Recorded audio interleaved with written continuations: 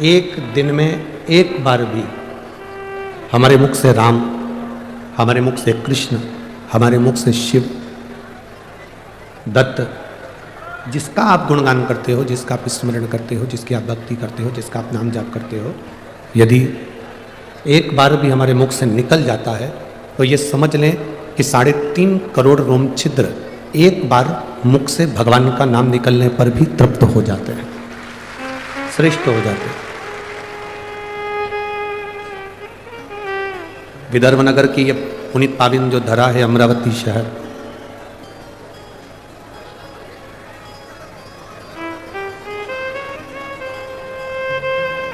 पूरा विदर्भ जहां से जहां तक विदर्भ की शुरुआत है और विदर्भ जहां तक जा रहा है,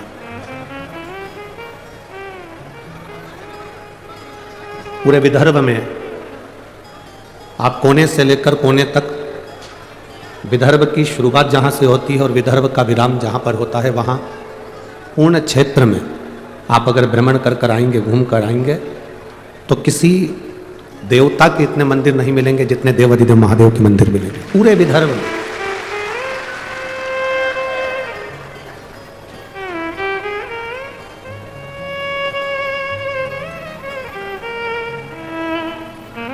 ये पूरा महाराष्ट्र, अभी नासिक की कथा में हमने एक बात कही थी, नासिक की कथा में हमने एक बात वर्णन करी थी कि जितने ज्योतिर्लिंग किसी प्रदेश में नहीं है, किसी प्रदेश में इतने सारे ज्योतिर्लिंग नहीं है। 12 ज्योतिर्लिंग में सबसे ज्यादा ज्योतिर्लिंग महाराष्ट्र की पवित्र भूमि पर है, महाराष्ट्र की धरा पर, क्योंकि ये महाराष्ट्र की भूमि शिव की और शिवाजी की हमेशा रही है और रहेगी। छत्रपति शिवाजी की ये पवित्र भूमि है महाराष्ट्र, शिव की और शिवाजी की ये धरा, जहां संत, साधु, तपस्वी, साधक, उपासक सदा इस महाराष्ट्र की पवित्र भूमि को साधने के लिए और भक्तों के बीच में भक्ति का बीज बोने के लिए, भारत की भूमि पर इतने संत कहीं जन्म नहीं लिए जितने महाराष्ट्र की भूमि पर संतों का जन्म हुआ। और कोई साधारण संत नहीं, इस महाराष्ट्र की पवित्र भूमि पर ऐसे ऐसे संतों का जन्म हुआ जिन्होंने प्राण भी त्यागे तो भगवान में समा गए। संत तुकाराम जी, प्राण भी अगर छूटे तो श्री हरि विठ्ठल में समाहित हो गए। जिन्होंने इतनी भक्ति, इतनी भजन, इतना स्मरण, इतना कीर्तन अपने जीवन में किया कि आज तक संत तुकाराम जी हुए, नामदेव जी हुए, मुक्ताबाई हुई, ऐसे कई संत, साधु, सन्यासी, तपस्वी, साधक जो देते रहे इस महाराष्ट्र की पवित्र भूमि को प्रबल बनाते रहे। आज 5 दिन का जो ये शिव महापुराण की कथा मिली है, आपके आसपास में कई लोग बैठे होंगे जो बोलते रहेंगे, बातचीत करते रहेंगे, पर हमारा तो निवेदन केवल इतना है, 5 दिन मिले हैं, 200-500 रुपये खर्च कर कर आप इस कथा के पंडाल तक पहुंचे हो, मेहनत कर कर पैदल चलकर आधा किलोमीटर दूर कथा में जाकर बैठे हो। व्यर्थ की बात में नहीं पड़ना, व्यर्थ का समय खोटी मत करना। जितनी कथा मिल जाए, भगवान का नाम जाप करने का मौका मिल जाए, उसको दिल से सुनना, तो मेरा महादेव भी दिल से देकर भेजेगा। अपने समय को व्यर्थ मत जाने। आने वाले आएंगे, जाने वाले जाएंगे, बोलने वाले बोलते रहेंगे, पर आपके नगर में, आपके शहर में, आपके क्षेत्र में ना जाने कौन सा पुण्य आप लोगों ने करा होगा। एक लोटा जल ना जाने कब से चढ़ाया होगा, तो ये शिव महापुराण की कथा आपके क्षेत्र में पहुंची है। श्रीमती नवनीत जी राणा जी, श्री रवि जी राणा जी, आमदार खासदार जी, दोनों को धन्यवाद है जो अपने क्षेत्र के इन शिव भक्तों के लिए ये शिव महापुराण की कथा को सीहोर से यहाँ तक लेकर आए। अब आपकी जवाबदारी है कि आप कितना ग्रहण कर सकते हो। स्कूल में टीचर एक होता है, स्टूडेंट बहुत सारे होते हैं। टीचर का काम है बोर्ड पर लिख देना, टीचर का काम है आपको समझा देना। अभी आपकी बुद्धि पर आधारित है कि आप टीचर से कितना ले सकते हैं और टीचर ने जो बोर्ड पर लिखा उसको अपनी कॉपी में कितना उतार सकते हैं, यह आपके ऊपर निर्भर करता है। आप कितना ग्रहण करेंगे, आप कितना लेंगे, यह आपके ऊपर। महाराज, मांबा की पवित्र भूमि है अमरावती।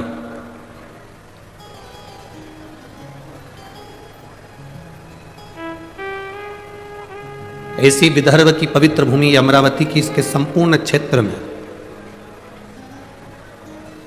अमरावती से 8 किलोमीटर दूर जाओ, चाहे 11 किलोमीटर दूर जाओ, चाहे 5 किलोमीटर दूर जाओ, चाहे 6 किलोमीटर दूर जाओ, आपको भगवान शंकर का प्राचीन शिव मंदिर चारों तरफ अमरावती के प्राप्त हो जाएगा। जहां जाओगे, तुम्हारी जहां मर्जी हो वहां जाओ, जहां तुम्हारा मन करता। शिव महापुराण की कथा कहती है,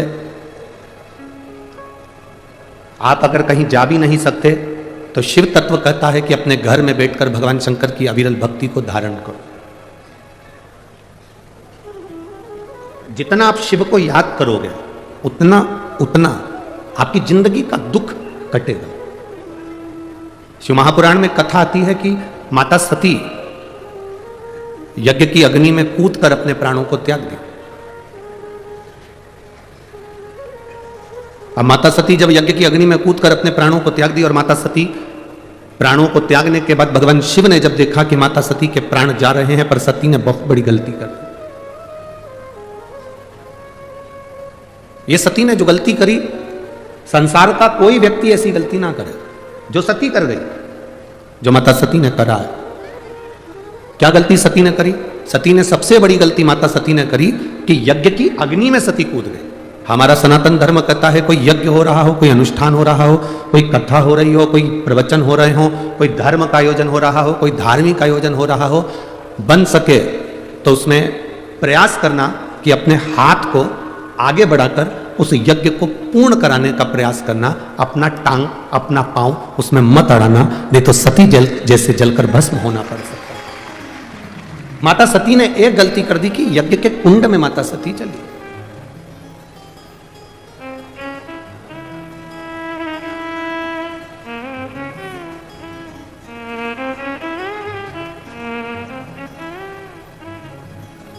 आज हम जब कल रात्रि को यहाँ पहुँचे तो सुबह सुबह एक भैया प्रश्न कर रहे थे, यही सांसद जी के यहीं से कोई होंगे सेवादार भाव वाले। उन्होंने प्रश्न किया, गुरुजी आप कहते हो कि मनुष्य को हमेशा सत्य बोलना चाहिए, सत्यम शिवम, क्या व्यक्ति को कभी झूठ नहीं बोलना चाहिए? हमने कहा बोलो। कौन मना कर रहा है? पर झूठ बोलने के लिए भी एक जगह है, झूठ बोलने के लिए भी एक स्थान है। जब कोई गाय कसाई के हाथ में आ जाए, कटने जा रही हो, तब झूठ बोल दो कि ये गाय मेरी है और तू अब भी छोड़। झूठ बोलने के लिए भी एक स्थान बताया गया है कि उस स्थान पर झूठ बोल दो।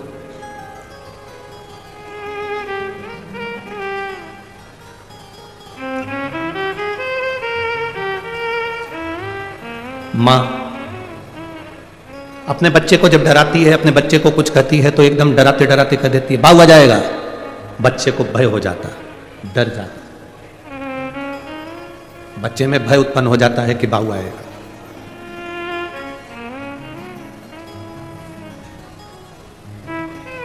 जैसे बच्चे में भय होता है कि बाऊ आ जाएगा तो बच्चा डर जाता है, उसी तरह जब हम प्रतिदिन पंचाक्षर मंत्र नमः शिवाय, षडाक्षर मंत्र ओम नमः शिवाय या श्री शिवाय नमस्तुभ्यम का जाप करते हैं तो मृत्यु को, पाप को, हमारे बेकार कर्म को भी भय लगता है कि मैं इसके नजदीक नहीं जाऊं।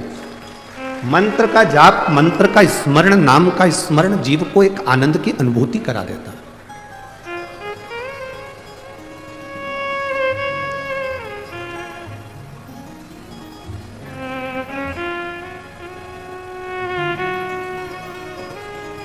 एक आनंद की अनुभूति कराने वाला होता है। महाराज,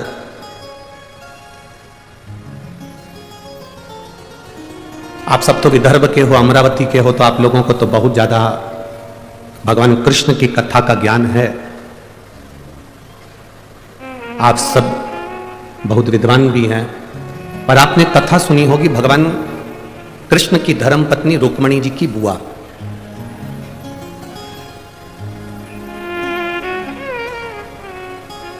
माता रुक्मणी जी की एक बुआ थी जिनका नाम इंदुमती था। क्या नाम था? जम के बोलो जरा। इंदुमती। यह रुक्मणी जी की बुआ है, भगवान कृष्ण की बुआ सास इंदुमती। विदर्भराज भीष्मक की बहन है इंदुमती।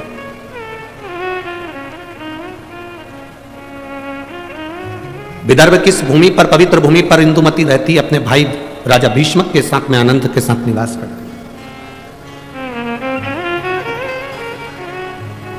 माता इंदुमती का एक संकल्प सबसे प्रबल था। उस संकल्प के चक्कर में जितने इस विदर्भ में कोई द्रोही भी अगर अंदर प्रवेश करने की सोचता था तो इंदुमती को देखकर भय खा जाता था।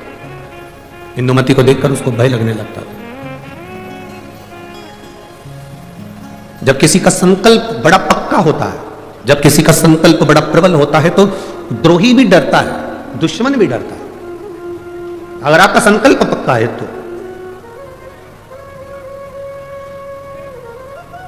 रुक्मणी जी की बुआ इंदुमती का संकल्प बड़ा पक्का था। और हमने पहले भी कथा में कहा कि संकल्प लेना तुम्हारा काम है और पूर्ण करना महादेव का काम है। पूर्ण वो करेगा। संकल्प आप लीजिए, पूर्ण करने की जवाबदारी परमात्मा की है। आपने संकल्प लिया कि मैं किसी संत का, साधु का मुख प्रतिदिन देखूंगी, तो संत साधु को तुम्हारे दरवाजे तक पहुंचाने की जवाबदारी उस परमात्मा की है। आपने संकल्प ले लिया कि मैं एकादशी का व्रत करूंगी, तो संकल्प आपने लिया पर पूर्ण करने की जवाबदारी उस परमात्मा की है। आपने संकल्प ले लिया कि मुझे 5 दिन शिव महापुराण की कथा जो मेरे विदर्भ में हो रही है, अमरावती में हो रही है, मुझे दिल से सुनना है। कितनी भी भीड़ आए, भीड़ का आना तो भक्तों का आना तो महादेव की कथा का रसतत्व है, भक्त तो आते ही रहेंगे। कितने ही भक्त आए, कितनी भी भीड़ आए, पर मेरा फर्ज है, मैं रामेश्वर नहीं जा सकती, मैं सोमेश्वर नहीं जा सकती, मैं नागेश्वर नहीं जा सकती, मैं विश्वेश्वर नहीं जा सकती, मैं त्र्यंबकेश्वर नहीं जा सकती, मैं भीमाशंकर नहीं जा सकती, मैं कृष्णेश्वर नहीं जा सकती, मैं केदारेश्वर नहीं जा सकती, तो मेरा 12 ज्योतिर्लिंग वाला मेरा महादेव अमरावती के पास में शिव पुराण के रूप में आ रहा है, तो मुझे वहां जाना है, मुझे वहां पहुंचना है। यह संकल्प आपके भीतर हो। मुझे 5 दिन की कथा है, मैंने अपने घर वालों से कह दिया कि मुझे आप डिस्टर्ब मत करना, मैं कथा सुनूंगी तब बात करूं। शादियों का सीजन भी है। बोलो तो अमरावती की चीजें सही है कि गलत? अब शादियों का सीजन है तो जिनकी उनसे रिश्तेदारी है वो वहां चले गए, जिनकी इससे रिश्तेदारी है वो यहां आ गए। ये तो रिश्तेदारी का क्रम है, जहां जिसका संबंध बैठ जाए। ये संबंधों की बात है। और एक बात आज आप लोगों को कहूंगा इस अमरावती की पवित्र भूमि से, 24 घंटे परिवार वालों को साथ दे दो तो भी तुम्हारे मरने के समय पर वेंटिलेटर पर अकेले ही रहोगे, कोई नहीं रहेगा। 24 घंटे पति पत्नी, परिवार, नाते रिश्ते, बेटा बहू, कुटुंब, कबीला, भाई बंधु सखा, किसी को भी 24 घंटा दे दो, पर वो 24 घंटा तुमने जिसको दिया, तुम्हारी दुख की घड़ी में जिसको तुमने 24 घंटा दिया, वो 24 घंटा साथ रहने वाला तुम्हारे पास में नहीं होगा। पर तुम जो 1 लोटा जल 5 मिनट शिव जी के मंदिर में जाकर जो चढ़ाती हो ना, वो तुम्हारा 5 मिनट ना जाने कितने जन्मों के दुख को काट देगा। केवल 5 मिनट बोल बम का नारा है, सारी समस्या का हल। वो 1 लोटा जल तुम्हारा जो शिव को तुम समर्पित कर रहे हो, शिव मंदिर तक जा रहे हो, शंकर की चौखट तक जा रहे हो, शंकर को 1 लोटा जल चढ़ा रहे हो, वो तुम्हारा संकल्प पूरा करना उसकी जवाबदारी। आप सब विदर्भ के निवासी हो, आपको भगवान कृष्ण की, रुक्मणी जी की और उनके पूरे परिवार की पूरी कथा मालूम होगी, हम जानते हैं। आप सब विद्वान हो, आप सबको मालूम होगा कि विदर्भराज भीष्म की कथा क्या है। पर इस व्यासपीठ पर हम इतना सा वर्णन करेंगे कि विदर्भराज भीष्म की बहन इंदुमती का जो संकल्प, उस संकल्प के आगे अच्छा योद्धा भी उसके सामने नहीं आता था।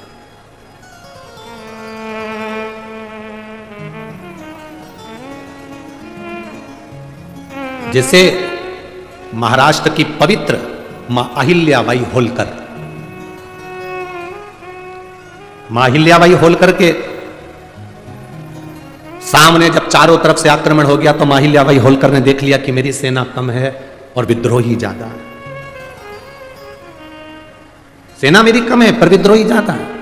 तब मां अहिल्याबाई होलकर ने भगवान शंकर के शिवलिंग को अपने हाथ में लिया और युद्ध के मैदान में पहुंच गए। हंसते हैं लोग, दूसरे धर्म पर कोई नहीं हंसेगा, पर अपना ही व्यक्ति अपने धर्म पर हंसता है। क्या शंकर जी को जल चढ़ाने से सब काम हो जाता है? क्या शिव जी के बेलपत्र खाने से बीमारी दूर हो जाती है? क्या श्री शिवाय नमस्तुभ्यम बोलने से कोई लाभ हो जाता है? ये पहले दिन के पत्र हैं, आधे इधर रखे हैं, थोड़े इधर। 5 दिन में पत्रों की संख्या, जिनके मन में संशय हो, इसमें मोबाइल नंबर भी रहता है, इसमें उनका एड्रेस भी रहता है, इसमें उनका फोन नंबर भी रहता है। आप उसको फोन लगाओ, उसके घर जाओ और मालूम करो कि बेलपत्री का क्या फल है, शंकर पर चढ़ाए हुए जल का आचमन करने का क्या फल है। विदेश्वर संहिता शिव महापुराण में तो लिखा है कि 3 ताप मनुष्य के समाप्त हो जाते हैं, पर यह हमारा विश्वास करता है कि जिसने दिल से महादेव को जल चढ़ाया और उसका आचमन करा, उसकी जिंदगी के सारे दुख भी समाप्त हो जाते हैं, सारे दुख। इंदुमती माता रुक्मणी जी की बुआ, विदर्भराज भीष्मक की बहन इंदुमती, बड़ी प्रबल, उसका संकल्प बड़ा प्रबल था, बहुत प्रबल। क्या संकल्प था इंदुमती का? जिसका संकल्प प्रबल होता है उस संकल्प को पूर्ण करना महादेव का काम होता है, और जो संकल्प लेता है वो भी भटकता नहीं है।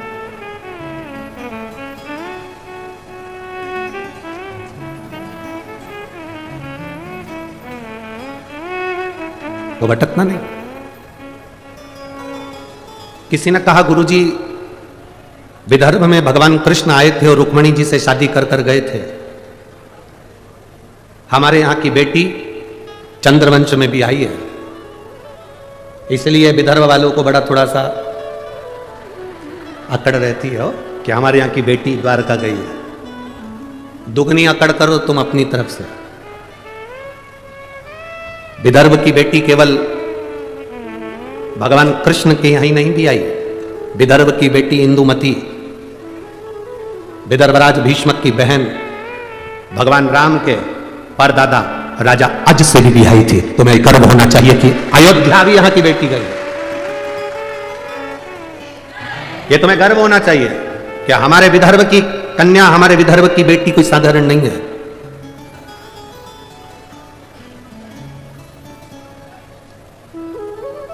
विदर्भ की बेटियां संपूर्ण विश्व में कहीं ना कहीं अपनी ध्वजा पताका फहराती ही है, निश्चित। दूसरे को जान दो, यहीं देख लो कथा की यजमान। दूसरे की क्या चर्चा कर?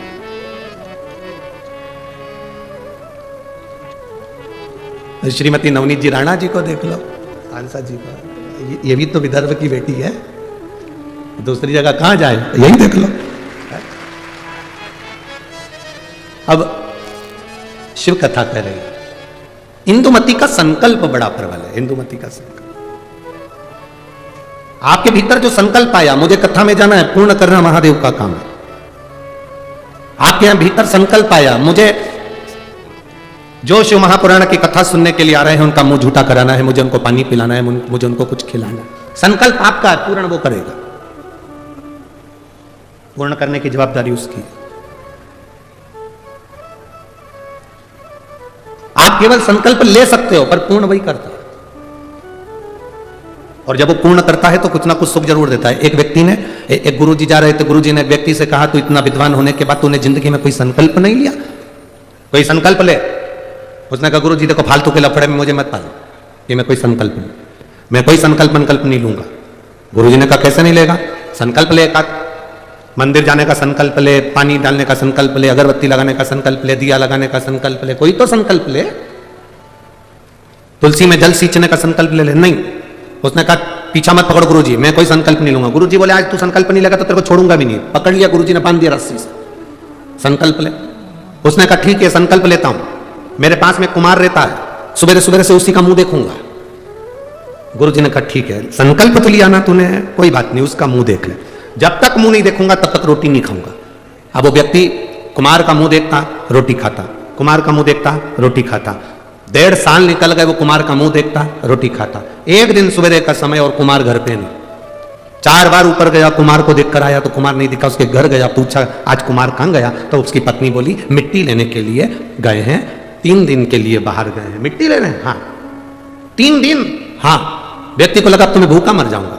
उसने कहा कहां गया, तो कब ये पूर्व दिशा में गए। वो व्यक्ति उसको ढूंढता ढूंढता वहां चले गया। वो मिट्टी खोद रहा था, ये पहुंचा, मिट्टी खोदने वाला कुमार मिट्टी खोद रहा था, इतने में उसको सोने का हंडा निकला। जैसे ही हंडा निकला ये वहां पहुंचा, थोड़ी दूर पर पहुंचते से उसने दूर से देख लिया कि कुमार का मुंह दिख गया। उसने आवाज लगा दी, दिख गया। कुमार को लगा मेरा सोने का हंडा इसको भी दिख गया। अब कुमार सोने का हंडा लेकर उसके पीछे भागा। उसने रुक कर पूछा क्या हो गया भाई, तूने अब देख लिया है तो एक काम कर, राजा को मत कहना कि मुझे सोने का हंडा मिला, आधा तेरा आधा मेरा। उसने मन में सोचा, मैंने तो सोचा ही नहीं था कि मुझे सोने का हंडा मिला, पर केवल मैंने तो इसका मुंह देखा था और इसको जो हंडा मिला उसका आधा हिस्सा मुझे मिल गया। उस व्यक्ति ने गुरु जी के पास में जाके उनके चरण पकड़ लिए। संकल्प जब व्यक्ति कोई लेता है उसको पूर्ण भगवान करता है, पर फल भी ज्यादा देता है, ये निश्चित है। आज मुझे जो फल मिला है, आज मुझे जो फल की प्राप्ति हुई है, जो मुझे प्राप्त हुआ है कि ये केवल कुम्हार का मुंह देखने का मैंने संकल्प लिया था और मुझे सोने का हंडा मिल गया। एक संकल्प अपनी जिंदगी में लो, जैसे इंदुमती ने लिया, रुक्मणी जी की बुआ ने लिया। क्या संकल्प था इंदुमती का? क्यों विद्रोही डरते थे इंदुमती से? क्यों विदर्भ राजा भीष्मक के ऊपर बार बार आक्रमण नहीं होता था जब तक इंदुमती थी? रुक्मणी जी की बुआ जब तक इस भूमि पर थी तब तक आक्रमण नहीं होता है। आखिर इंदुमती में ऐसा क्या था? वो कौन सा संकल्प था इंदुमती का? केवल एक संकल्प इंदुमती का बड़ा प्रबल था। जहां एकांत में इंदुमती बैठती थी, जहां एकांत में इंदुमती बैठती थी, वहां पार्थिव शिवलिंग का निर्माण करती थी, उसका पूजन करती थी और उस पार्थिव शिवलिंग का निर्माण कर कर पूजन कर कर उस शिवलिंग को विसर्जन करने जाती थी। जब तक वो विसर्जन करती थी तब तक मुख में जल भी नहीं लेती थी और केवल शिव नाम का जाप किया करती थी, केवल शिव। इतना संकल्प प्रबल था कि जब वो चाहती थी और कोई उसको बीच में अगर टोक दे, अपशब्द कह दे और वह निगाह उठाकर उसको देख ले तो उसके शरीर में आग लग जाती थी। इंदुमती का संकल्प इतना प्रबल था, इतना प्रबल संकल्प।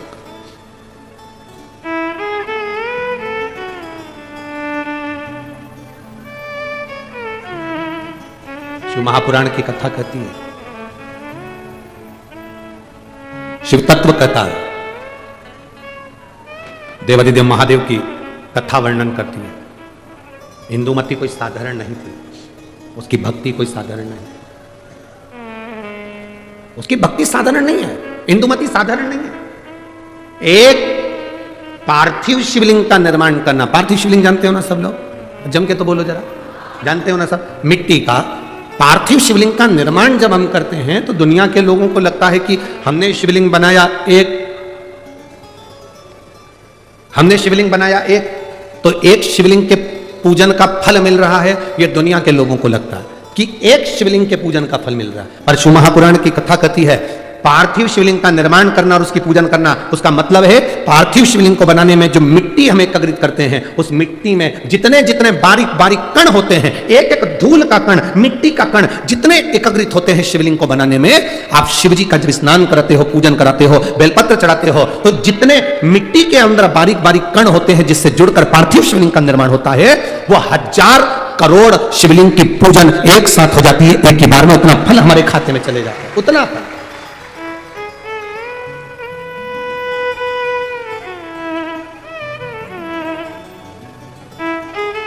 शंभो सरने मांगू घड़ी रे, दुख काटो दया करी दर्शन शंभो शरणे घड़ी मांगू घड़ी रे घड़ी दुख काटो दया करी दर्शन आओ। एक पार्थिव शिवलिंग का निर्माण करना मतलब लाखों शंकर भगवान के स्वरूप की पूजन करना। एक पार्थिव शिवलिंग का निर्माण करना। आप में से कितने लोग हैं जो महीने में, 2 महीने में, 6 महीने में एक बार पार्थिव बनाते हैं? उठाओ जरा हाथ। एक आध बार पार्थिव बनाते हो? रखो। कुछ मत करो। आज अमरावती की इस पवित्र धारा से एक संकल्प ले लो कि महीने में जो हर महीने शिवरात्रि आती है, मैं महीने की हर महीने जो शिवरात्रि आती है उस शिवरात्रि पर अपने गमले में, घर में जो मिट्टी हो, गमले में मिट्टी हो, पेड़ पौधे की जो मिट्टी हो, अपने गमले की ही मिट्टी को वहीं पर ऊपर उठाकर उसी गमले के अंदर शिवलिंग बनाकर वहीं पर पूजन कर कर वहीं पर उसका विसर्जन कर दूंगी। उसका भी जो पुण्य है उतना ही मिलेगा जितना पार्थिव शिवलिंग के पूजन का। कोई नियम बना लो कि 1 महीने में एक बार मुझे पार्थिव बनाना। कोई नियम बना लो मैं 3 महीने में एक बार पार्थिव बनाऊंगी। कोई नियम बनाओ कि मैं 6 महीने में एक बार पार्थिव बनाऊंगी। कोई नियम बना लो कि मैं साल भर में एक बार, जो सावन के महीने में शिवरात्रि आती है, जैसा आप लोग सब ऑनलाइन बनाते ही हो, पार्थिव का निर्माण करो। एक संकल्प अपने भीतर, संकल्प अपने भीतर होना चाहिए। जब हम संकल्प ले लेते हैं तो पूर्ण वो करता है, उसका फल भी बहुत देता है।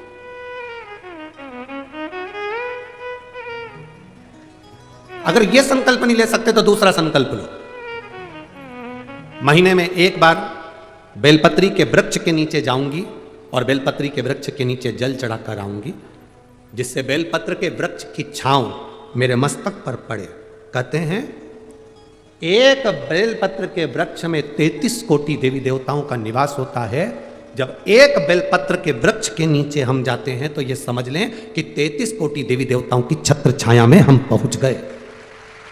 33 कोटि देवी देवताओं की छत्र छाया में हम पहुंचे। ये भाव अपने भीतर प्रकट करो।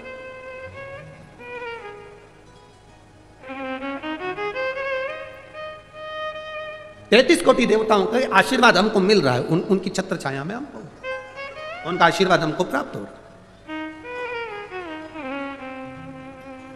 एक संकल्प अपने भीतर होना चाहिए। इंदुमती का संकल्प था शिवलिंग का निर्माण करना, पूजन करना, और उस शिवलिंग को जब तक वो विसर्जन नहीं कर देती तब तक वो बोलती नहीं, खाती नहीं, पीती नहीं। और कोई बीच में आकर अगर मान लो किसी सेना ने आक्रमण भी कर लिया तो उसको शस्त्र से लड़ने की जरूरत नहीं पड़ती थी। राजा भीष्मक, विदर्भराज भीष्मक शस्त्र लेकर आगे नहीं बढ़ता था। केवल इंदुमती का जो शिवलिंग का विसर्जन करने जाती थी इंदुमती, उसके नेत्र की ज्वाला इतनी प्रबल होती थी कि सामने जो सेना आती थी वो जलकर राख हो जाती थी। इसलिए कोई आक्रमण नहीं कर पाता था। इंदुमती का इतना इंदुमती के संकल्प का फल था। इतना तो सहज है शंकर भगवान की भक्ति करना, शिव नाम लेना, राम नाम लेना, कृष्ण नाम लेना, भगवान की भक्ति को धारण करना, दत्त नाम लेना, कोई साधारण है? आप जिस भाव से भगवान की भक्ति कर रहे हैं वो भगवान की भक्ति भगवान स्वीकार करता है।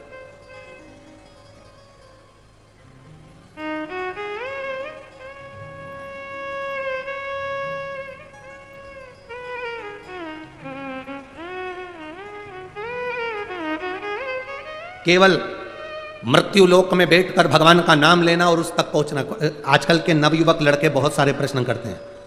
नवयुवक लड़कों को जान दो, बहुत सारे ऐसे भी आते हैं मीडिया में भी कि ऐसे ऐसे प्रश्न करते हैं कि लगता है अपने को कि क्या प्रश्न करा। अभी यहाँ कथा थी धुलिया में, तो एक मीडिया वाले ने प्रश्न किया कि आप लोग सनातन धर्म की ध्वजा लेकर आगे चलते हो, कहते हो दिया लगाओ, अगरबत्ती लगाओ, भगवान की पूजन करो, मंदिर जाओ, 1 लोटा जल चढ़ाओ, भगवान शंकर का नाम लो। क्या भगवान को मालूम पड़ता है किसने नाम लिया?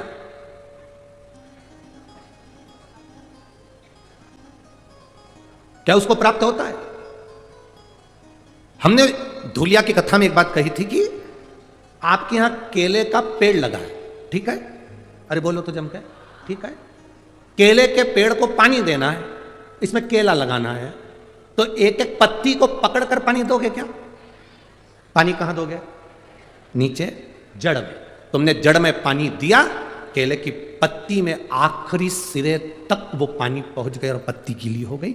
एक एक फल में वो पानी पहुंच गया, उसके तने में पानी पहुंच गया, केले की एक एक पत्ती में पानी पहुंच गया, उसकी जड़ में पानी दिया और वो ऊपर तक पहुंच जाता है। उसी तरह जब हम नीचे देवादिदेव महादेव को इस मृत्यु लोक में जल जल चढ़ाते हैं तो वो 33 कोटि देवताओं तक पहुंच जाता है। एक एक पत्ती को हम पानी नहीं देंगे। जो कहते हैं राम अलग हैं, कृष्ण अलग हैं, शिव अलग हैं, दत्त अलग हैं, देवी अलग है, देवता अलग हैं, उनमें भेद हो सकता है, और शिव महापुराण की कथा कभी भेद करना नहीं सिखाती। शिव महापुराण की कथा कहती है शंकर भगवान के शिवलिंग पर जो जल चढ़ाते हो वो जल एक केवल देवादिदेव महादेव को नहीं मिलता, वो जल सारे 33 कोटि देवी देवताओं को प्राप्त होता है।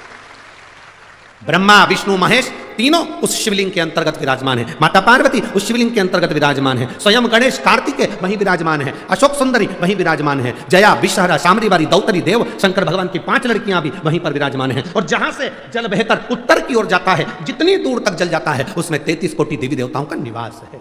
हमने जल केवल महादेव को दिया पर पहुंचा सबको।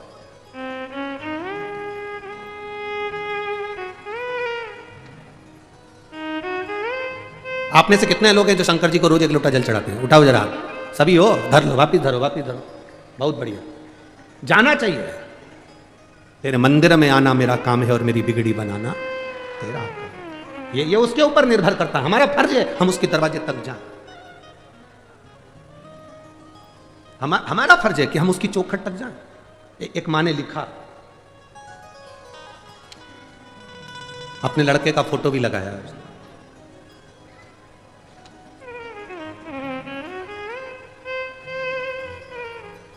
मेरा नाम उज्ज्वला ग्वालके, मैं महाराष्ट्र जिला अमरावती गावड़ गांव की रहने वाली हूँ। कहीं बैठी हूँ तो हाथ हिला सकती है। मेरा नाम उज्ज्वला ग्वालके, मैं महाराष्ट्र जिला अमरावती गावड़ गांव की रहने वाली हूँ। कहीं बैठी हूँ तो हाथ हिला सकती है। इधर बैठी हैं? हाँ ठीक है, दिख गए हो, ऐसा हाथ हिला दो एक बार। श्री शिवाय नमस्तुभ्यम, वापिस हाथ हिलाओ एक बार। श्री शिवाय नमस्तुभ्यम। आपको बहुत बहुत बधाई हमारी ओर से। प्रथम में मेरा नाम उज्ज्वला ग्वालके, मैं महाराष्ट्र जिला अमरावती गावड़ गांव की रहने वाली हूँ। भोले की कृपा का मैं क्या गुणगान करूँ। पत्र को आप LED पर, टीवी पर, आस्था चैनल पर, फेसबुक यूट्यूब पर पढ़ सकते हैं। LEDयाँ जितनी लगी हैं उस पर भी आप पत्र पढ़ सकते हैं। मेरा नाम उज्ज्वला ग्वालके, मैं महाराष्ट्र जिला अमरावती गावड़ गांव की रहने वाली हूँ। भोले की कृपा का मैं क्या गुणगान करूँ गुरुदेव। मेरा बेटा 2 साल से आर्मी की तैयारी कर रहा था, लेकिन 1 या 2 नंबर से रह जाता था। एक बार मैं अकोला को कथा में 7 मई को कथा सुनने के लिए केवल 1 दिन के लिए आई। आप कहते हो पंडाल में जो कथा सुनता है दिल से जो बाबा से कहता है बाबा उसको देता है। 2 साल से मेरा बेटा परेशान था, उसको कोई नौकरी आर्मी में नहीं लग रही थी। मैं 7 मई को अकोला की कथा सुनने के लिए चली गई, 1 दिन के लिए कथा सुनी, भूमि को नमन करा। गुरुदेव सत्य है, जहां शिव महापुराण की कथा होती है वहां की भूमि भूमि नहीं रहती, कैलाश बन जाती है और वहां कंकर शंकर निवास करता है। आप कहते हो जहां जगह मिले वहां बैठकर कथा सुनो। हमको तो पंडाल में जगह मिली ही नहीं, हम तो बहुत दूर बैठकर कथा सुनते रहे। गुरुदेव भूमि पर बैठकर कथा सुनी, आपने श्री शिवाय नमस्तुभ्यम का जाप करवाया। हमने बाबा से विनती करी मेरे बेटे की अगर आर्मी में नौकरी लग जाएगी तो जहां कथा होगी मैं वहां कथा सुनने के लिए जाऊंगी। आज मैं बाबा को दंडवत करने के लिए, प्रणाम करने के लिए आई हूं कि 25 अगस्त को मेरे बेटे का आर्मी में सिलेक्शन हो गया और वो आर्मी की नौकरी में लग गया। मैं बाबा को यहाँ दंडवत प्रणाम करने, धन्यवाद देने के लिए आई हूं। ये शिव तत्व है, योग है। बैठिए बहन, श्री शिवाय नमस्तुभ्यम, बैठिए। एक विश्वास आपके भीतर हो, क्या देगा महादेव ये उसके ऊपर निर्भर है।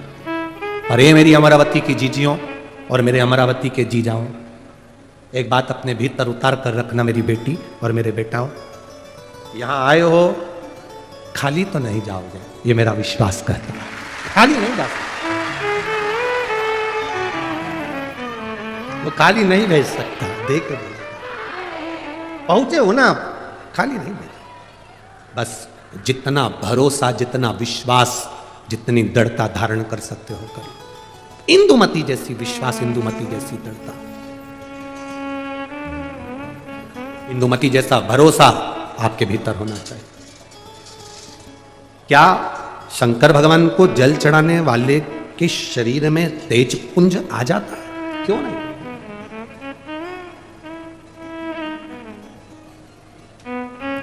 शंकर का मंदिर है क्या? शिव का मंदिर क्या है? शिवालय क्या है?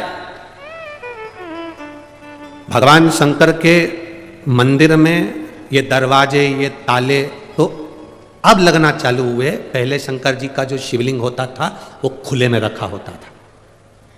कई बुजुर्ग माताएं यहां पर बैठी होंगी, बुजुर्ग भाई लोग बैठे होंगे, उनके स्मरण में होगा।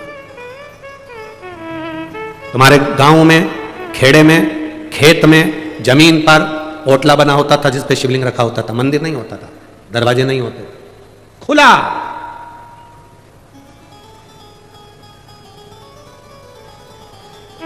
अमरावती में लाइट की डीपी जो होती है ना, लाइट की डीपी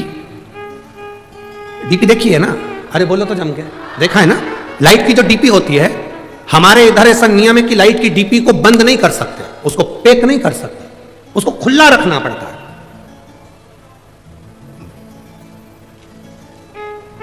लाइट की डीपी को खुला रखेंगे तो वो ऊर्जा प्रदान करती है। और कोई लाइट की डीपी खुली है और अचानक जाकर कोई छू ले तो करंट लगेगा कि नहीं लगेगा? अरे बोलो तो जम के, लगेगा ना? खुली। और कई कई जगह तो लिखा रहता है डीपी से इतनी दूरी बनाकर चलना, पास में से मत चलना, नजदीक से मत जाना, इतनी दूर से वो डीपी खींच लेती है और करंट लग जाता है। कई कई डीपीओं में इतना बल होता है कि दूर से खींच लेती है। हमारे यहां जितने शंकर के शिवालय थे खुले थे, खुले। कोई भक्त दूर से भी भगवान का नाम लेकर जा रहा है तो मेरा महादेव उसको खींच लेता है, मेरा शिव उसे खींच लेता है। वो बल, वो पावर मेरे देवादिदेव महादेव। अकाल मृत्यु वो मरे जो काम करे चंडाल का, काल उसका क्या बिगाड़े जो भक्त हो महा काल का। जो शिव की आराधना करता हो, शंकर का उपासक हो, जो शिव का गुणगान करता हो, जो शिव भक्ति में डूबा हुआ, उसको क्या दुख, क्या तकलीफ?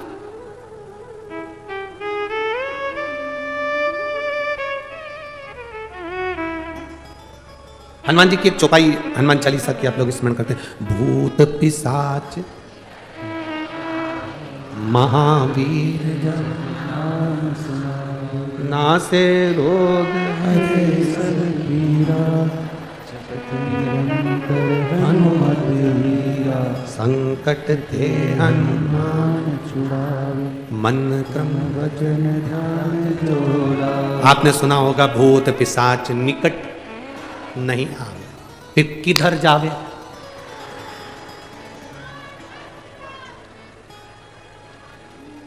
भूत पिशाच निकट। तुम कहते हो कि भूत पिशाच हमारे पास नहीं आए, बोलो री जी।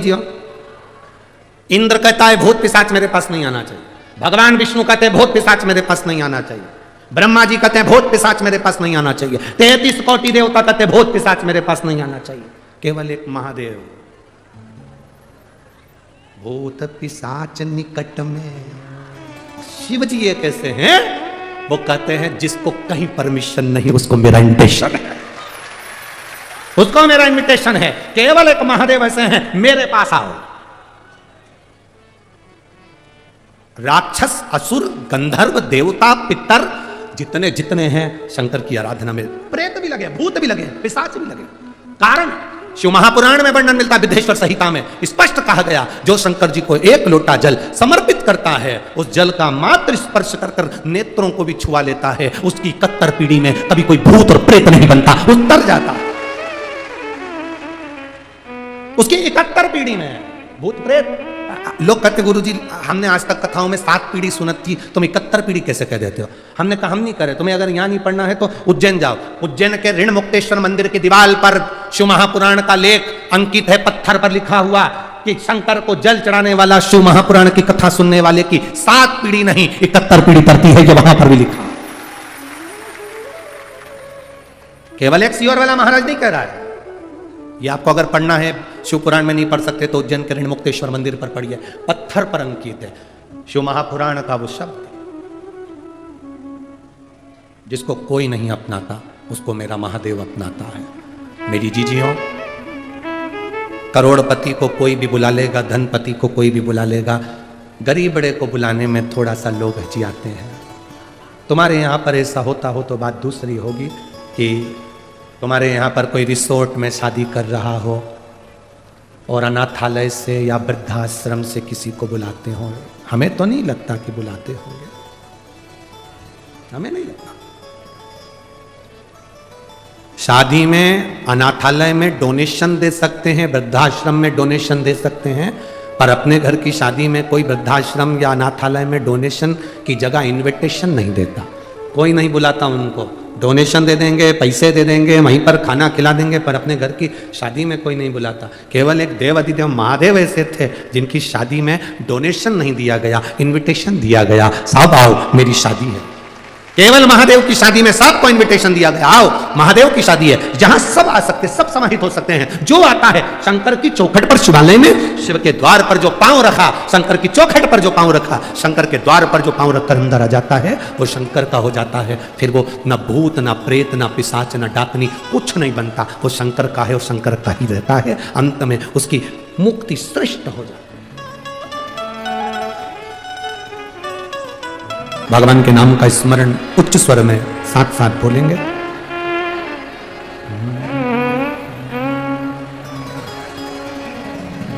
श्री शिवाय नमस्तु, श्री शिवाय नमस्तु, श्री शिवाय नमस्तु, श्री शिवाय नमस्तु, श्री शिवाय नमस्तु, श्री शिवाय नमस्तु। भोला सब दुख काटो, ओ भोला सब दुख काटो। शिव शंकर जपो तेरी माला, भोले बाबा जपो तेरी माला, भोला सब दुख काटो हमारा। ओ भोला सब दुख काटो हमारा। वेश है मंगल मंगलकारी, वेश है मंगल मंगलकारी, शमशान वासी हमारा, शमशान वासी हमारा। ओ भोला सब दुख काटो हमारा, ओ भोला सब दुख काटो हमारा। शिव कथा करते हैं। माता रुक्मणी जी की बुआ इंदुमती ने संकल्प लेकर भगवान शिव की भक्ति की।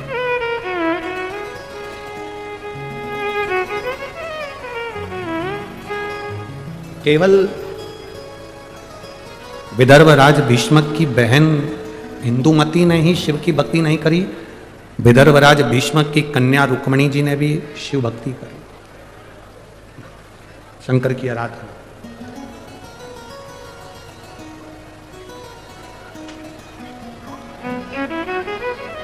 केवल एक आप लोग ये कभी विचार मत लाइए अपने मन में कि हम शंकर जी को एक लोटा जल चढ़ाते हैं।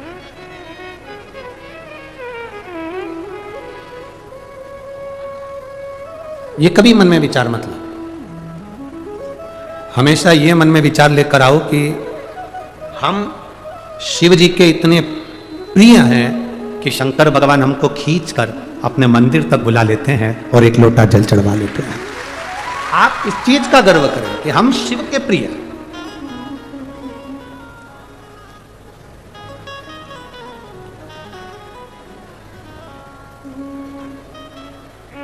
एक बार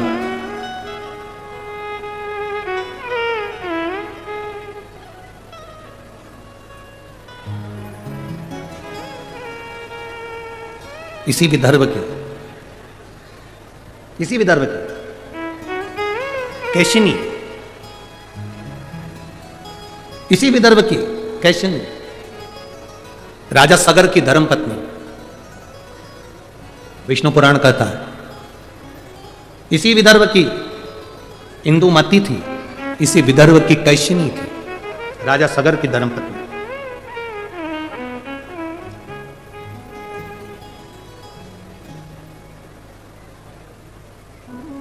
जिसका एक नियम बड़ा पक्का था। अमरावती के नजदीक में ही एक वरुणा नदी है, विदर्भ के अंतर्गत बड़ा उसका भाव व्यक्त किया गया। कैसिनी राजा सगर की धर्मपत्नी इसी विदर्भ की थी। आपको यह महसूस नहीं होना, आप कभी अपने भीतर यह मत लाना कि हम शंकर जी को जल चढ़ाते हैं। सुन लो विदर्भ वासियों, अमरावती के निवासियों, और जितने इस विदर्भ के रहने वाले, जितने महाराष्ट्र की पवित्र भूमि पर रहने वाले हैं, आपको पहले भी कहा, महाराष्ट्र की धरा शिव की है और महाराष्ट्र की धरा छत्रपति शिवाजी की लिए। छत्रपति शिवाजी की भी यह धरा है, वीर शिवाजी की भी यह धरा है, और शिव की भी यह धरा, शिव और शिवाजी दोनों की। बस आप लोगों को तो थोड़ा सा काम करना है, ज्यादा कुछ भी, ये विदर्भ वालों को ज्यादा मेहनत नहीं करना। अपने बच्चों को केवल मंदिर का दरवाजा दिखाना है, शिवालय तक पहुंचाना है, एक लोटा जल पकड़ाकर शंकर के मंदिर का रास्ता दिखा दो। उसके बाद विदर्भ के भक्तों का हाथ महादेव खुद पकड़ते हैं। रुक्मणी जी द्वारका नहीं गई, कृष्ण हाथ पकड़कर गोदी में उठा कर ले।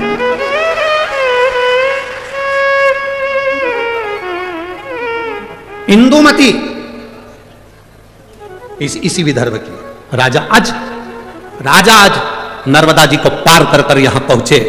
सरयू के तट के रहने वाले राजा आज, अवध के रहने वाले राजा आज यहां पहुंचे और इंदुमती का हाथ पकड़, जो शंकर की आराधना करता है, जो शिव की उपासना करता है, जो शिव, यहां केशनी की कथा करती, राजा सगर इस विदर्भ की भूमि पर पहुंचे, केशनी का हाथ पकड़ कर लेकर गए। जो शंकर की भक्ति में डूबता है, कोई शंकर का उपासक उसका हाथ पकड़कर उसको लेकर उसको भव सागर से पार अपने आप कर दे। साथ शिव नहीं, विदर्भ की भूमि पर तो इतना शिव की कृपा, इतनी करुणा है यहां।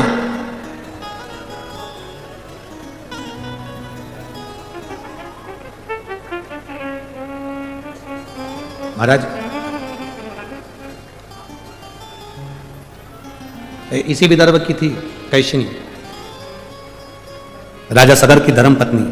उसका एक नियम बड़ा प्रबल था, नर्मदा जी का जल कलश में भरती थी, विदर्भ की भूमि पर आकर शंकर के शिवलिंग का निर्माण करती थी और नर्मदा के जल से स्नान कराती थी महादेव को। ये विदर्भ है, राजा सगर की धर्मपत्नी।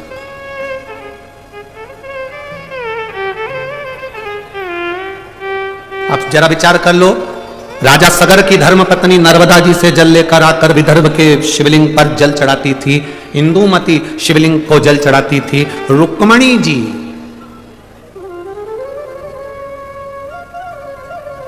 एक, आप लोगों ने कथा में स्मरण किया होगा, रुक्मणी जी, ये जो कथा का नाम है ना, यहां की अमरावती की जो कथा रखी है, अम्बेश्वर अंबा शिव महापुराण की कथा है। अम्बेश्वर अंबा शिव महापुराण की कथा।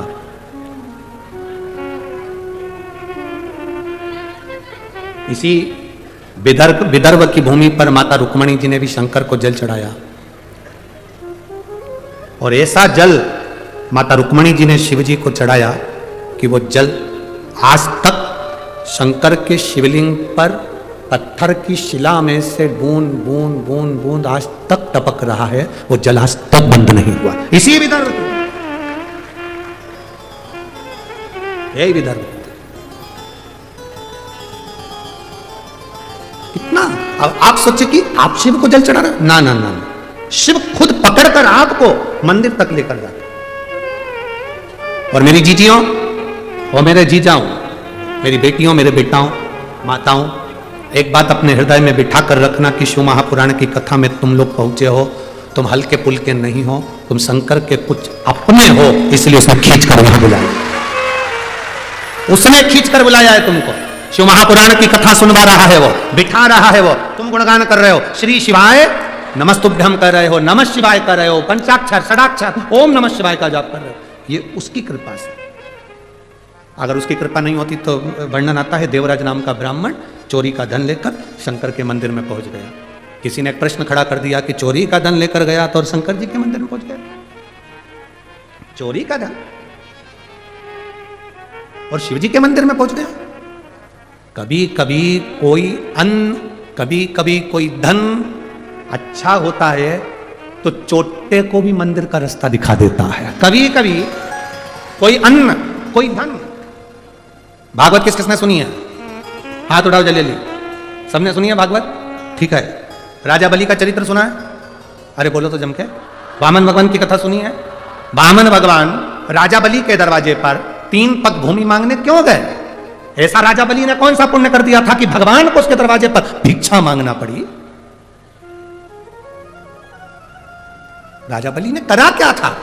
कौन सा पुण्य कर दिया था उसने जो भगवान उसके दरवाजे पर भिक्षा मांगने गए?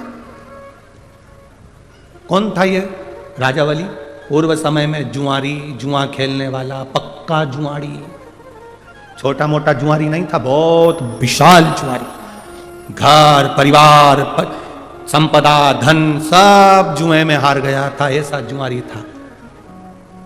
एक बार दोस्तों ने कहा, मित्रों ने कहा, सब कुछ तो हार गया, अब जुआ कैसे खेलेगा? उसने कब भी आया गया। एक संत बैठा हुआ था, कमंडल, आसन, गौमुखी, माला, छाता, पादुका लेकर बैठा। ये जुआरी ने देखा कि संत की तो आंखें बंद है, इसका छाता भी ले जाऊं, इसकी पादुका भी ले जाऊं, इसका आसन भी ले जाऊं, इसका कमंडल भी ले जाऊं, सब ले गया। अब वो जुआरी चोटा संत का सारा सामान चुरा कर ले गया, बैठ गया।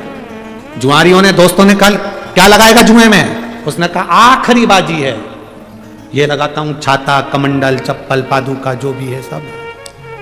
अच्छा हाँ। अब जुआरियों ने सोचा इसके पास में हमेशा तो हारा है, अपन भी लगा दो। तुम क्या लगाओगे? हमने अपनी अपनी पूरी दौलत लगा दी जा, क्योंकि सबको मालूम था हारेगा, सबको मालूम था। ये तो भाग्य में होना चाहिए ना। अभी तक मध्य प्रदेश, राजस्थान, छत्तीसगढ़, 3 जगह पर कितने लोग आशा लगाकर बैठे थे, हम बैठेंगे, हम बैठेंगे, हम बैठेंगे, हम बैठेंगे। भाग्य में भी तो होना चाहिए, जिसके था बैठ गया, जिसके था बैठ गया। अब जो बैठे हैं उनसे निवेदन है कि कुर्सी तुम्हारी है, सरकार तुम्हारी है, बस निवेदन है सनातन धर्म में चला जाना चाहिए, पहुंचा बढ़ना चाहिए। और मैं मध्य प्रदेश के मुख्यमंत्री जी डॉक्टर मोहन यादव जी को धन्यवाद दूंगा। उन्होंने अपनी कुर्सी का सदुपयोग करा और पहला निर्णय जो उन्होंने लिया कि धर्म की जगह हो, कहीं पर भी खुले में मांस और अंडा नहीं बिकेगा, उसके लिए मैं धन्यवाद देता हूं मध्य प्रदेश सरकार के डॉक्टर मोहन यादव जी को, मुख्यमंत्री जी को बहुत बहुत धन्यवाद इस व्यासपीठ से आपको। आपने सनातन धर्म के लिए प्रथम पहल करी, उसके लिए साधुता है, धन्यवाद।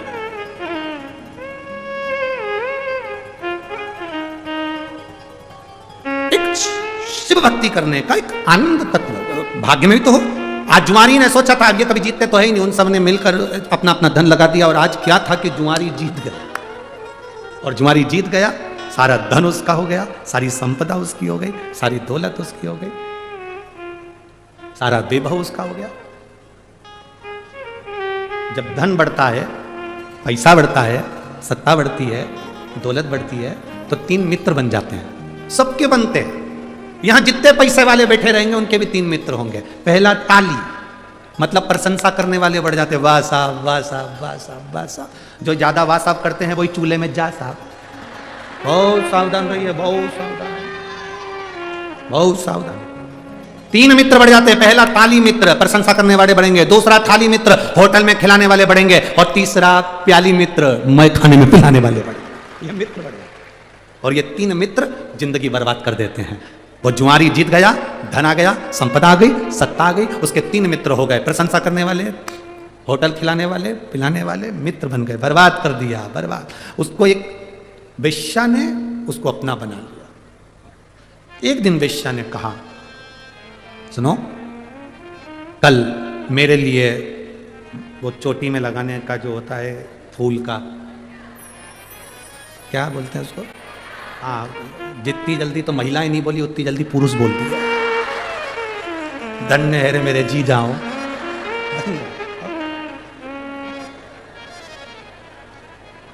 धन्य। अब मेरे लिए वो तुम लेके आना गजरा, और हाथ में बांधने के लिए भी गजरा, और खाने के लिए पान, ये तुम लेकर आना। वेश्या ने जुआरी से कह दिया। जुआरी गया, खूब नशे में धुत होकर गजरा पान लेकर चला। चलते चलते रास्ते में पत्थर से ठोकर लग गई और गिर गया। गजरा पान सब जमीन पे, मिट्टी में, सब मिट्टी में हो गया, सब धूल में, मिट्टी। होश आया थोड़ी देर बाद, उठा, नशे में धुत था, गजरा बेणी पान देखा तो सब धूल में था। वेश्या क्या लेकर जाऊंगा तो वो मुझे मार के भगा देगी, अब ये क्या करूं। सामने शंकर का शिवालय था। उसने देखा कि इसी ने मेरी वेश्या के फूल पे नजर लगा दी। नशे में डोलता डोलता शंकर के मंदिर में गया, बेणी फूल गजरा पान शंकर के शिवलिंग पे फेंक दिया। ले तू खा ले। चला आगे जाकर एक कुएं में गिर गया, मर गया। ऊपर गया, पाप पुण्य गिने, इसने कितने पाप कितने पुण्य करे। चित्रगुप्त महाराज ने कहा इसने कोई पुण्य नहीं करा, सब पाप ही पाप करे। धर्मराज बोले इसने एक पुण्य करा, मरने से पहले इसने गजरा और पान शंकर जी को दिया। चित्रगुप्त महाराज बोले दिया विया नहीं है, वो तो मिट्टी में हो गया था, वेश्या नहीं लेती तो शंकर जी को दे दिया। ये दुनिया के लोग बहुत चतुर है। अच्छी साड़ी होती है तो खुद पहनते हैं, बहुत अच्छी होती है तो लड़की को देते हैं, और अच्छी होती है तो बहू को देते हैं, जरा सी भी गड़बड़ होती है तो भागवत पे चढ़ा देते हैं। ये बहुत चतुर है। खुद को खाने के लिए थाली भर कर चाहिए, और भगवान को जब सवेरे सवेरे इतने छोटे से देवालय में पूजन करने बैठती है तो इतनी सी शक्कर, इतनी सी, और कटोरी भी कितनी बड़ी है, इतनी सी। और मंदिर में देवालय में देवता कितने, गणेश जी, अंबा माता, दत्त भगवान, शंकर जी, रामेश्वर भगवान। द्वारका गई थी तो वो भी थे, बद्रीनाथ गई तो वो भी थे। ना जाने कजन कितने देवता इतने से मंदिर में, और अभी भी कहीं दर्शन करने गई होगी तो गणेश जी ने शंकर जी से कह दिया खसक के बैठो, आ रहे, और ला रही होगी इकट्ठे। इतना सा देवालय, इतने सारे देवता, और सवेरे से इतनी सी शक्कर लेके बैठी है। मात पिता तुम शरण गऊ किसकी। भगवान की मन में सोचे इतनी सी लाई तू कहीं पे भी जा, क्या काम करी इतनी सी।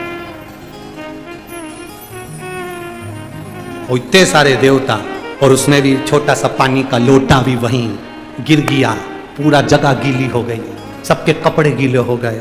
गणेश जी बोले माता पार्वती जी से गीला हो गया, अब क्या करूं। पार्वती जी बोली अब तो गई कल आएगी, अब क्या करें, क्या करें। अरे भाई, एक साध लो सब सद गया, एक पे जल चढ़ा लो सब पे चढ़ गया। राम का हो, कृष्ण का हो, शिव का हो, तुम्हारी मर्जी पड़े वो भजो, पर दिल से। अब इसने पाप क्या करा, सब पाप करा। पुण्य क्या करा कि शंकर जी पे बैणी गजरा और वो पान फेंका, चढ़ाया। धर्मराज ने कहा इसने चढ़ाया। चित्रगुप्त बोले चढ़ाया वढ़ाया नहीं है, धूल में हो गया तो मिट्टी में तो फेंक दिया। नहीं नहीं नहीं, चढ़ाया। अपन तो यही मानो कि चढ़ाया, क्योंकि लोग भी तो भागवत जी पे जब साड़ी चढ़ाते हैं अच्छे से पैकिंग मैकिंग, भले कैसी भी हो पर पैक करके बढ़िया सिर पे पल्लू वल्लू लेके।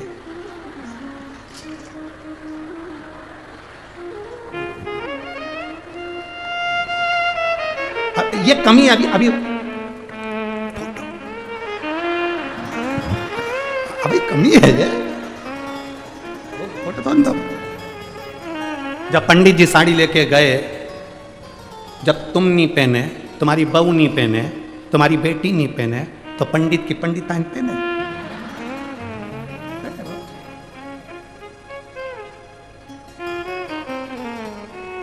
चढ़ा दिया, भले कुछ भी हो, चढ़ाई तो सरी ना, पुण्य तो देना पड़ेगा। भगवान धर्मराज ने कहा इसका निर्णय भगवान विष्णु देंगे। क्या निर्णय भगवान विष्णु ने दिया, ये जितने कदम चलकर शंकर जी के मंदिर तक पहुंचा, उस कदम को गिना जाए।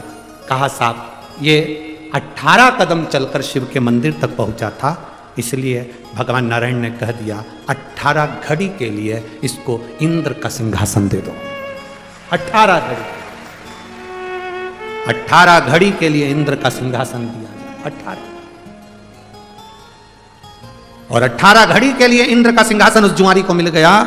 जुआरी ने सोचा केवल मिट्टी का सना हुआ फूल और पान शंकर जी को दिया तो मुझे इंद्र का सिंहासन मिल गया, अच्छे से दान कर देता तो क्या ना मिलता। इंद्र ने उसने सोच लिया कुर्सी अपनी है, जगह अपनी है, 18 घड़ी के लिए बनाऊं पर दान करके मानूंगा। उसने एरावत को बुलाया, दान कर दिया, अप्सरा दान कर दी, इंद्र के यहाँ जितना सामान था सब दे गया। 18 घड़ी बाद जब वो उतरा, इंद्र बैठे, इंद्र ने अप्सरा बुलाई, आई नहीं, एरावत बुलाया, आया नहीं, सोना चांदी अंबर पीतांबर सब खाली। इंद्र दौड़कर भगवान विष्णु के पास पहुंचे, प्रभु गजब हो गया। भगवान ने पूछा क्या हो गया? तुमने वो जुआरी चोटे को सिंहासन पर बिठा दिया, वो पूरा बर्बाद कर गया, सब लुटा गया। भगवान नारायण बोले रे इंद्र, जो तू इतने सालों में नहीं करा वो 18 घड़ी में कर गया।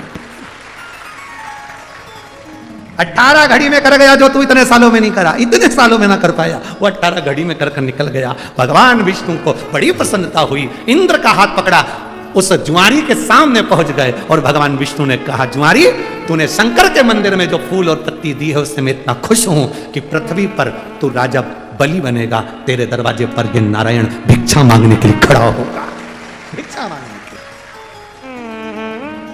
जरा विचार करना, शिव के मंदिर में अनायास मिट्टी की सनी हुई माला और पान भी अगर शंकर के मंदिर में दे दिया गया तो मेरे शिव ने कृपा कर दी, मेरे भोलेनाथ ने करुणा कर दी। जरा विचार करना, हम रोज महादेव को एक लोटा जल चढ़ाते हैं, रोज भगवान शंकर का गुणगान करते हैं, शिव को बेलपत्र समर्पित करते हैं, तो क्या महादेव हमको नहीं देगा?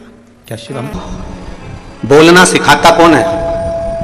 जन्म के समय पर भले माँ आपके कानों में गुरु मंत्र ना दियो, जन्म के समय पर भले माँ आपके कानों में आकर कोई मंत्र प्रदान ना करी हो, पर संसार की पूरी माताएं, संसार की माँ एक पहले नंबर का गुरु होती है, जो अपने बच्चे का हाथ पकड़कर उसको स्लेट पर लिखना भी सिखाती है और उसको बोलना भी सिखाती है। प्रथम है।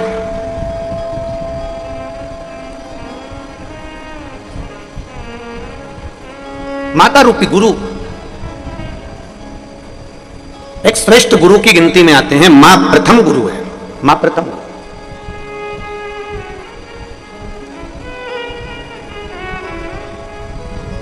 पहले नंबर का अगर कोई गुरु संसार में आपका हाथ पकड़कर लिखने की और लिखाने की सामर्थ्यता रखता है, पहले नंबर का गुरु यदि आपके कानों में भले मंत्र ना दिया हो पर आपकी वाणी से मां और पिता पापा खिलाने की सामर्थ्यता रखता है, दादा दादी बुलवाने की सामर्थ्यता रखता है, तो केवल एक मां रूपी गुरु ही हो सकता है, बाकी का कोई।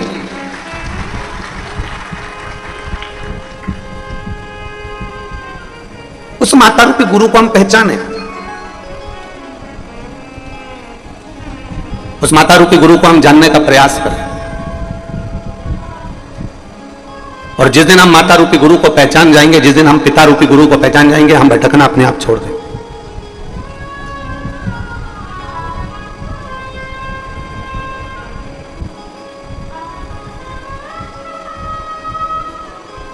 हमने पहले भी एक कथा में कहा कि पूर्व में हमारे जीवन में धन कम था, उसका गम होगा अपनी जगह पर आज अपने माता पिता के संस्कारों में जो दम था वो आज संपूर्ण भारत को नजर आता है। ये संस्कार देने वाले माता और पिता हैं। पहले नंबर का गुरु यदि संसार सागर में परमात्मा ने देकर भेजा है तो वो मां को देकर भेजा। एक जीव जब जन्म लेता है ना, मृत्यु लोक में जब उस जीव को भेजा जाता है, मृत्यु लोक में जब उस जीव को भेजते हैं, मृत्यु सागर में, मृत्यु लोक में जब किसी मनुष्य को भेजा जाता है तो वो ऊपर बहुत बहस करता है, बहुत बहस करता है। वो ऊपर वो कहता है कि मैं नीचे कैसे जाऊं,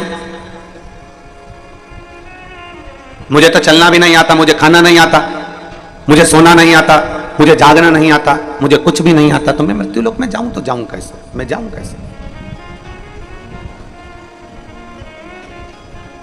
इस संसार सागर में मुझे नहीं जाना, इस संसार सागर में मुझे नहीं पहुंचना, मुझे भेजिए नहीं, मैं नहीं जाना चाहता, मैं पहुंचना नहीं चाहता।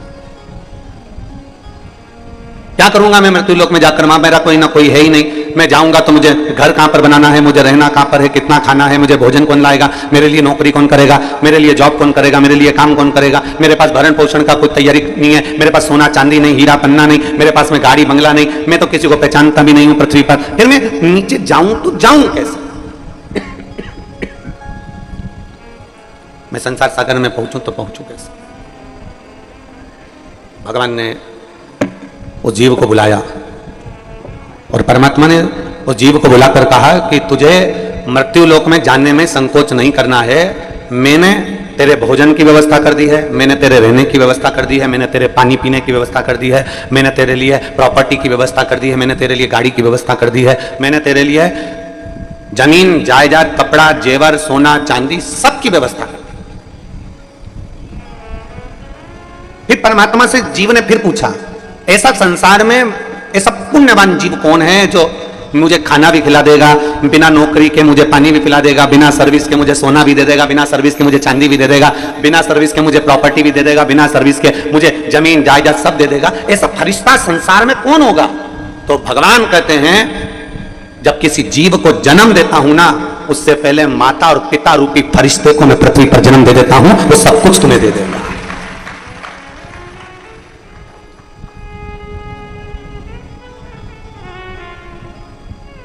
सब कुछ। द्रौपदी का जब चीर खींचा रहा था, द्रौपदी का जब चीर खींचा जा रहा था तो बिलख रही थी, रो रही थी, अपने पतियों को देखकर रो रही थी। 5 पति हैं और एक जैसे बैठे हुए और इनके हाथों में वो बल है कि गांडी उठाएंगे और 2 मिनट में मार देंगे। इनके हाथों में वो बल है कि गदा उठाएंगे और पछाड़ देंगे। पतियों को देखकर द्रौपदी रो रही है और द्रौपदी के रोने का सम्मुख में धृतराष्ट्र को देखकर, गांधारी को देखकर, पूरी सभा को देखकर द्रौपदी रो रही है कि बताओ, इतनी बड़ी सभा में मेरे जैसी जीव को बचाने वाला कोई नहीं। तब आखिरी में द्रौपदी का ध्यान गुरु द्रोणाचार्य की ओर गया और गुरु द्रोणाचार्य की ओर जब द्रौपदी का ध्यान गया कि इस सभा में मेरा गुरु भी बैठा हुआ है। एक गुरु सभा के अंदर बैठा हुआ है और वो गुरु मेरे सामने बैठा हुआ है, तो मुझे विश्वास है पति भले साथ ना देगा, रिश्तेदार भले साथ ना दे, पर कम से कम मेरा गुरु तो साथ देगा। द्रौपदी उस गुरु जी के सामने चली गई और कहा, प्रभु जी मेरे चीर को खींचा जा रहा है, मैं आपकी शिष्या हूं, मैंने आपसे गुरु दीक्षा ली है, मैंने गुरु मंत्र लिया है, कोई साथ ना दे, कम से कम आप तो साथ दे दो। गुरु द्रोणाचार्य नैनों में जल भरकर द्रौपदी से कहते हैं, इस सभा में जितने बैठे हैं कोई तेरा साथ नहीं देगा, तेरा गुरु भी तेरा साथ नहीं देगा। और इतना याद रखना द्रौपदी, मैं भले साथ ना दूं, पर मैंने जो तुझे मंत्र दिया है उस मंत्र का जाप करना प्रारंभ कर दे, दुनिया का कोई साथ ना देगा, पर वो परमात्मा साथ दे। श्री शिवाय नमस्तुभ्यम। तुम ये मत सोचना कि हमारे दुख की घड़ी में किसी मनुष्य से तुम गुरु मंत्र जरूर ले लोगे, किसी मानव से तुम गुरु मंत्र ले लोगे, किसी संत से, साधु से, ब्राह्मण से, तपस्वी से, साधक से, उपासक से, किसी कथाकार आदि जितने भी तुम्हें मिलेंगे आप उनसे गुरु मंत्र तो ले लोगे, पर इतना याद रखना, ना साधु, ना सन्यासी, ना तपस्वी, ना साधक, ना उपासक, ना कोई कथाकार, ना कोई तत्व तुम्हारे दुख की घड़ी में कोई तुम्हारा साथ नहीं देगा। दुख की घड़ी में तो केवल तुमने किसी गुरु से जो मंत्र लिया है और वो मंत्र का यदि स्मरण आ गया तो उस मंत्र का जाप करते रहना, तो वो मंत्र तुम्हारा साथ दे जाएगा। इंसान साथ नहीं देता, इंसान कभी साथ नहीं देगा, मनुष्य कभी साथ नहीं देगा। अकेले आए हो संसार सागर में, अकेले आपको जाना है, अपने हाथों से कर्म करते जाना है, अपने हाथों से मेहनत करते जाना है। संसार सागर में अकेले आए और अकेले जाना है और अपना कर्म, अपनी मेहनत अपने साथ में करते हुए जाना, अपना कर्म। पर हमारी आदत ये हो गई है कि हम दुनिया के आश्रित हो गए, आश्रित। हम सोचते हैं कि हम जिस गुरुजी से मंत्र ले रहे हैं वो गुरुजी हमारा दुख मिटा देगा, हम जिस गुरुजी की कथा सुन रहे हैं वो गुरुजी हमारा दुख मिटा देगा, हम जिस गुरुजी के प्रवचन में पहुंच गए तो गुरुजी हमारा दुख मिटा देगा, या हम किसी गुरुजी के सत्संग में पहुंच गए तो गुरुजी हमारा दुख मिटा देगा, या हम किसी गुरुजी के पास हमारे पत्रिका आदि के लेकर पहुंच गए तो वो गुरुजी हमारा दुख मिटा देगा, हम किसी गुरुजी के पास पहुंच गए तो गुरुजी हमारा कष्ट मिटा देगा। कष्ट गुरु नहीं मिटाता, कष्ट मिटाने वाला आपका कर्म होता है। आप जब एक लोटा लेकर मंदिर भगवान देवादिदेव महादेव को जल चढ़ाने के लिए जाते हो, आप दिल से जब एक बेलपत्र बाबा को चढ़ाते हो, आप जब दिल से भगवान शंकर को रिझाते हो, तो तुम्हारा किया गया कर्म धीरे धीरे तुम्हारा दुख कटना प्रारंभ हो जाता है और परमात्मा तुम्हारा हो जाता है। किसकी सामर्थ्यता है जो आपके दुख को मिटा दे?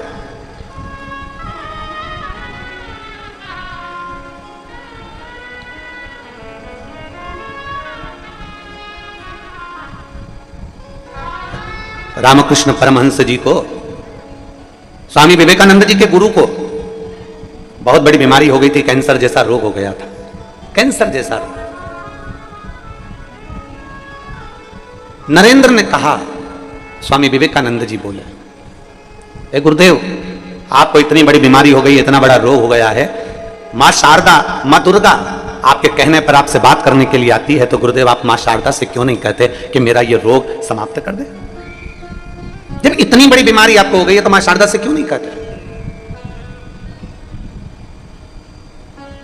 भारत की भूमि के ऐसे संत रामकृष्ण परमहंस जी थे, भारत की भूमि के ऐसे संत चैतन्य महाप्रभु जी थे, भारत की भूमि के ऐसे संत श्रीमद वल्लभाचार्य जी थे, भारत की भूमि के ऐसे संत श्री रामानुजाचार्य जी थे, भारत की भूमि के ऐसे संत श्री निम्बारकाचार्य जी थे, भारत की भूमि के ऐसे संत तुकाराम जी थे, भारत की भूमि के ऐसे संत श्री रविदास जी थे, भारत की भूमि के ऐसे संत श्री कबीरदास जी थे, जिनके सामने परमात्मा आकर खड़ा हो जाता था और तभी उन्होंने इस बात का ढिंडोरा नहीं पीटा कि मेरी भगवान से बात होती है, भगवान मेरा कहना मानते।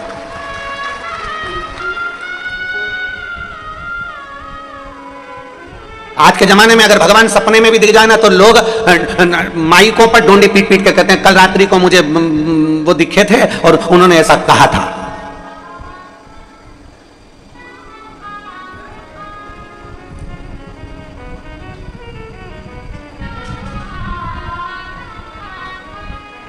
आज के समय में अगर जरा सा भी भगवान का दीदार हो जाए तो लोग डोंडी पीट कर कहते हैं कि मुझे सपने में। और आप लोग खुद अपना व्हाट्सएप चलाते हो, कई बार व्हाट्सएप पे आपने एक पत्र पढ़ा होगा कि वहां के महाराज को सपने में 2 सांप दिखे, उन्होंने ऐसा किया वैसा किया, फिर कहा कि ये मैसेज को 5 जनी को भेज, नहीं तो तेरा पूरा कर दूंगा। बोलो बोलो सही है कि गलत है? अरे बोलो तो जम के, सही है। सपने में उनको दिखा और उन्होंने डोंडी पीटना चालू करा कि ये 5 लोगों को भेज, नहीं तो तेरा बुरा करना प्रारंभ कर दूंगा। अब भगवान ने सपने में ये भी बोला था कि जो मैसेज नहीं पढ़ेगा या नहीं भेजेगा तो उसका बुरा हो जाएगा। ये हम भ्रम में जी रहे हैं। एक आडंबर हमारे साथ में लगा दिया गया है, एक हमारे साथ में एक नाटक लगा दिया गया है कि तुम्हें कैसे डराया जाए।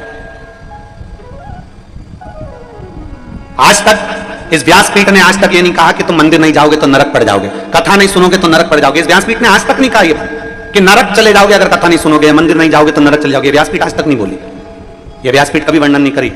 और इस व्यासपीठ ने यह भी नहीं कहा कि तुम स्वर्ग चले जाओगे कि नरक चले जाओगे।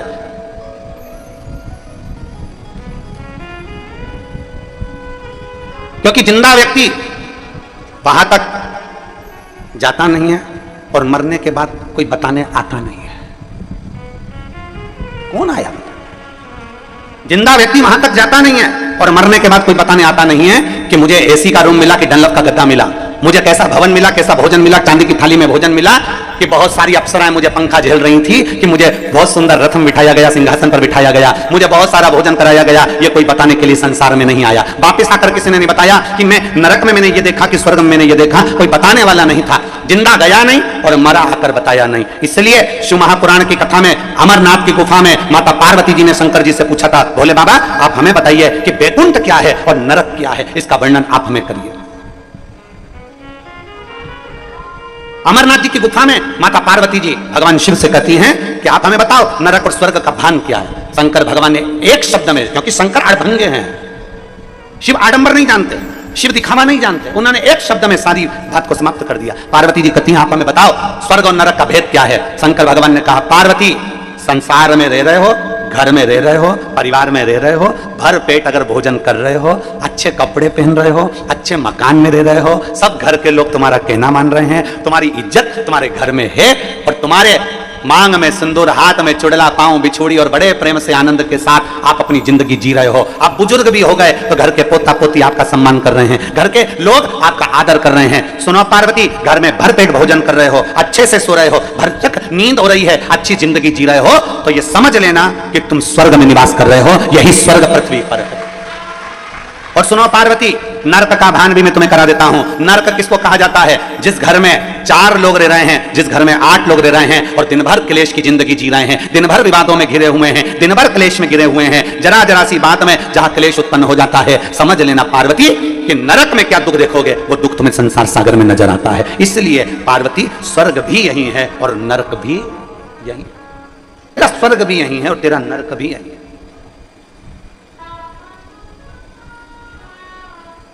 गुरु होता ही जीवन में ऐसा है कि वो आपको स्वर्ग और नरक का दर्शन पृथ्वी पर कराने का प्रयास करेगा। ऊपर की किसने देखी साहब?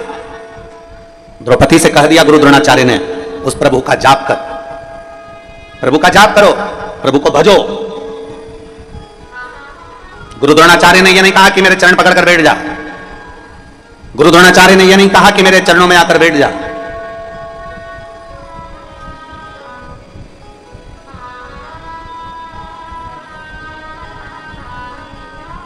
गुरु द्रोणाचार्य ने केवल एक ही बात कही, उस परमात्मा को याद करो। विपदा की घड़ी हो, विषम परिस्थिति हो, दुख का समय हो, उस समय पर उस शिव को, मेरे त्रिकालदर्शी कैलाशी को याद करो, उसको याद करो।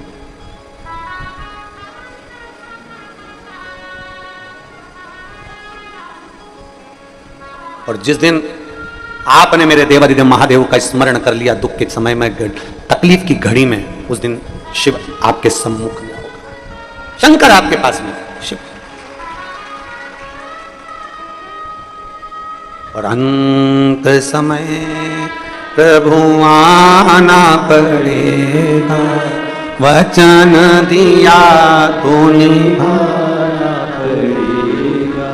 आए ना आए प्रभु कुटुंब कबीरा, अंत समय प्रभु आना पड़ेगा, वचन दिया तो निभाना पड़ेगा।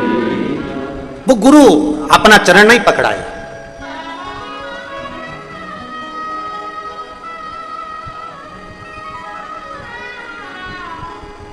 उस गुरु ने अपना चरण नहीं पकड़ाया, गुरु द्रोणाचार्य ने पकड़ाया तो गुरु मंत्र पकड़ाया, पकड़ाया तो गुरु का द्वार पकड़ा।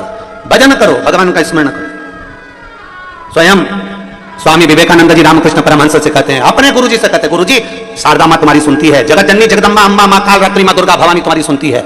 आप अपने शरीर में कैंसर जैसा रोग हो गया है, आप मां को बोलते क्यों नहीं हो? आप मां जगत जननी से कहते क्यों नहीं हो? रामकृष्ण परमहंस जी ने कहा, तू कह रहा है ना, बोलूंगा बोलूंगा। एक दिन रामकृष्ण परमहंस जी से स्वामी विवेकानंद जी ने कहा, आज तो तुम्हें जगत जननी दुर्गा भवानी से कहना ही पड़ेगा कि मेरा कैंसर का रोग समाप्त करो।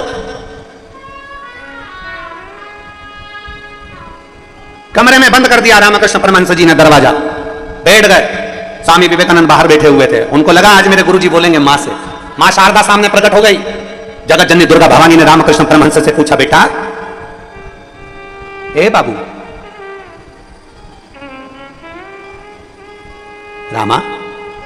रामकृष्ण, ए बाबू। रामकृष्ण परमहंस जी नेत्र बंद कर बैठे थे, आंखों से नीर बह रहा था। स्वामी विवेकानंद बाहर बैठे हुए इंतजार कर रहे हैं, आज मेरे गुरु की बीमारी ठीक हो जाएगी। आंख से आंसू बह रहे रामकृष्ण परमहंस के। और मां जगत जननी ने पूछा, बाबू तू रो रहा है? बाबू तेरी आंख में चले? राम, ए रामकृष्ण, ए बाबू, तेरी ये शारदा ने, तेरी ये मां ने आज तक तेरी आंख में आंसू नहीं देखे, आज तू रो रहा है। रामकृष्ण परमहंस जी ने कहा, मां आज एक शिष्य के लिए गुरु आपसे बात करने आया है। शिष्य कहता है कि मेरी बीमारी समाप्त हो जाए, पर मां वो तो शिष्य है, गुरु का भला सोचता है। पर मां मैं तो इतना कहना चाहता हूं, अगर आज मैं अपने कर्म का भोग नहीं भोगा तो मुझे दूसरा जन्म लेकर फिर भोगना पड़ेगा, फिर भोगना। मां मेरे भाग्य में जो दुख लिखा है वो तू देते रहना मना नहीं है, पर मां इतनी कृपा करना कि तेरी भक्ति में मेरा मन लगा रहे और मेरी बीमारी का भी मुझे भान ना हो, बस इतनी करुणा कर देना। दुख आएगा, तकलीफ आएगी, कष्ट आएगा, बीमारी आएगी। ऐसा कोई संसार में नहीं जन्मा जिसकी जिंदगी में तकलीफ नहीं आई, ऐसा कोई जिंदगी में नहीं जन्मा जिसके जीवन में दुख नहीं आया। ऐसा कोई बड़े से बड़ा महात्मा हो चाहे छोटे से छोटा व्यक्ति हो, जिंदगी में ऐसा कोई नहीं जन्मा जिसकी जिंदगी में तकलीफ या दुख या कष्ट नहीं आया। बस उस दुख की घड़ी में आप परमात्मा पर एक लोटा जल चढ़ाते रहो, महादेव को एक लोटा जल चढ़ाते रहो, जिससे वो दुख की घड़ी निकलती चली जाए। तुम्हारा ध्यान उस दुख में ना जाए, तुम्हारा ध्यान उस तकलीफ में ना जाए। एक पत्र आया है, उस पत्र में एक मां ने लिखा कि मेरी बेटी की आंख के नीचे एक छोटी सी सफेद लाइन हो गई। बेटी का जीवन, लड़की का जीवन, मेरी बेटी के आंख के नीचे सफेद लाइन हो गई। सफेद लाइन जब आंख के नीचे गई तो धीरे धीरे धीरे धीरे वो सफेद सफेद सफेद करते करते पूरा चेहरा उसका सफेद होने लगा। बीमारी फैल गई। उसने पत्र में लिखा, जरा देखिएगा। मैं अर्चना बेलवंशी, पति सुरेश बेलवंशी, परासिया, जिला छिंदवाड़ा, मध्य प्रदेश की निवासी हूं। मेरा मोबाइल नंबर ही है। कहीं बैठी हो तो हाथ हिलाइएगा। अगर कहीं बैठी हो तो हाथ हिला सकती है और बेलपत्र लेने यहां आ सकती है। हाँ जी, दिख गया। बेटी आई है क्या साथ में? आई है, ले आओ इसको, बेलपत्र लेकर जाओ। जाओ। मैं अर्चना बेलवंशी, पति सुरेश बेलवंशी, परासिया, जिला छिंदवाड़ा, मध्य प्रदेश की निवासी हूं। मेरा मोबाइल नंबर यह है। मेरी बेटी अंशिका बेलवंशी, उम्र 5 वर्ष है। उसकी आंख के नीचे सफेद दाग हो गया और उसके चेहरे पर पूरा दाग फैलता चले गया और पूरा चेहरा उसका धीरे धीरे सफेद होने लगा। 2023 में हमने डॉक्टर को दिखाया। जितना जितना उसको दिखाते गए वैसे वैसे उसके शरीर पर वो बीमारी फैलती चली गई। अब बेटी का जीवन है गुरुजी, कैसे इस बीमारी को देख लें। तब मेरे मम्मी पापा ममता रकोशिया, पिताश्री अमित लाल रकोशिया जी के कहने पर मैंने पहली बार आपकी कथा टीवी पर सुनना प्रारंभ करी। आपको आज तक मैंने टीवी पर कथा नहीं सुनी थी, आज तक आपको देखा नहीं था, आज तक आपसे बात नहीं हुई।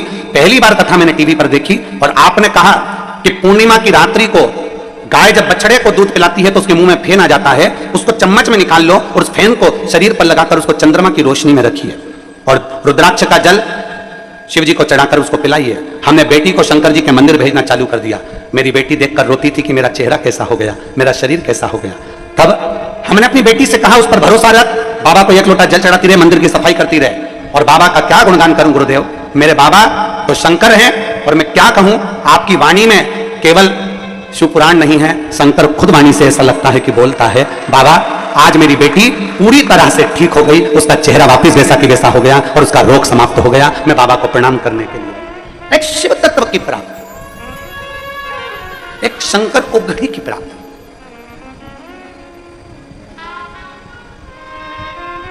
हम जब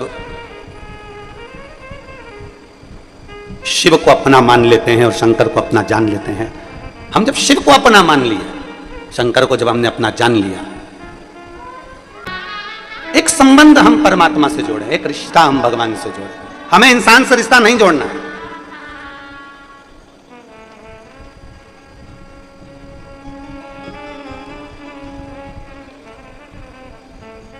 याद करो जगत गुरु शंकराचार्य जी का वो समय, 14 वर्ष की आयु में जगत गुरु शंकराचार्य जी जब पूरे विश्व में शिव का डंका बजा रहे थे, पूरे विश्व में जगत गुरु शंकराचार्य जी जब शंकर की पूजन का, शिव की स्तुति का, शंकर की आराधना का डंका बजा रहे थे, तब कई लोग जगत गुरु शंकराचार्य जी के चरण को पकड़ रहे थे। तो जगत गुरु शंकराचार्य जी ने कहा, मुझे क्यों पकड़ते हो, मैं तो आज हूं कल नहीं, मेरा मानव का शरीर है, आज रहेगा कल नहीं। अगर तुम्हें पकड़ना है तो शंकर के शिवलिंग को पकड़ लो, शिव की स्तुति को पकड़ लो। आज शरीर है, कल नहीं।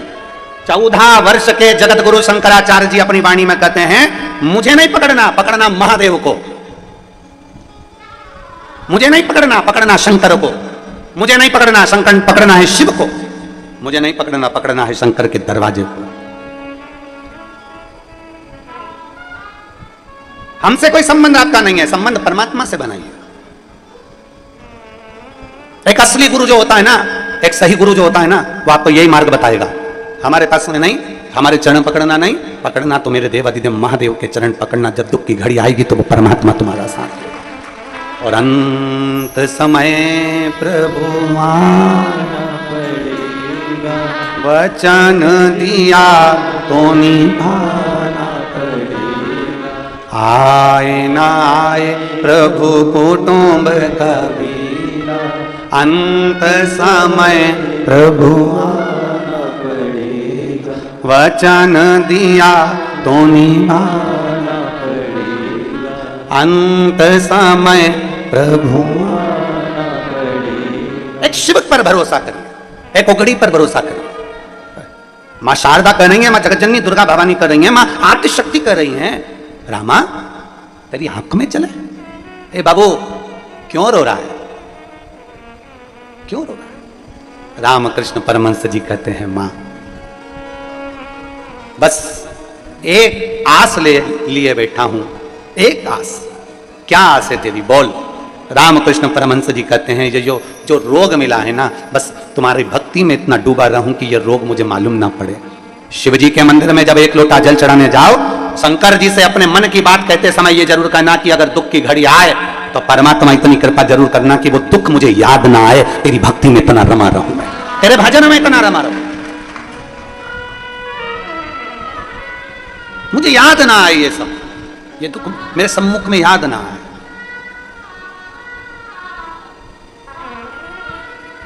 आप में से कोई लोग नाव में कभी बैठे हैं क्या? जो लोग बैठे हैं जरा हाथ उठाओ। नाव में कभी बैठे हो तो ठीक है, रख लो बहुत जोरदार।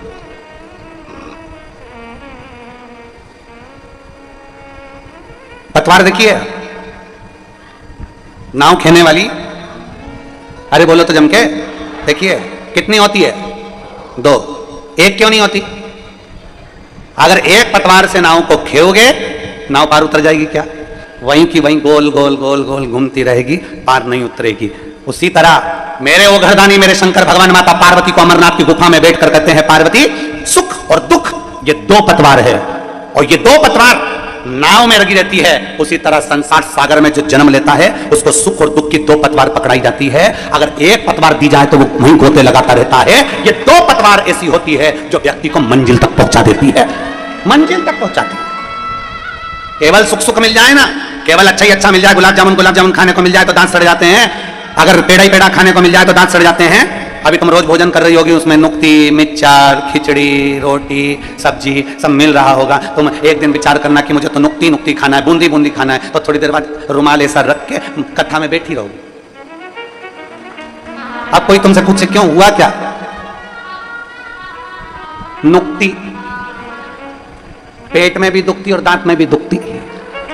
अब कोई पूछे तुमसे कि तू ये दांत पर मुंह पर ये कपड़ा लेकर क्यों बैठी है, तो कहे बस आज मेरे दांत में बहुत दर्द हो रहा है, आज मेरे को थोड़ा पेट में भी बहुत दर्द हो रहा है, बार बार ऐसा लग रहा है कि मड़ोड़ उठ रही है बार बार। तो कोई पूछेगा क्या खाया था, तो कि खाने को तो रोटी भी थी, खिचड़ी भी थी, 2 चीज थी। अगर ज्यादा कहीं तबियत मबियत गड़बड़ हो तो खिचड़ी खा लो, और अगर अच्छे दमदार हो तो रोटी निपटा लो। पर मेरी भी बुद्धि मारी गई थी, अकेली में जोरदार अच्छी कुरकुरी सी नुक्ती थी, वो निपटा गई। अब मुझे क्या मालूम था कि नुक्ती पेट में दुखती, अब मुझे क्या मालूम था, मेरे को तो लगा कि अच्छी है।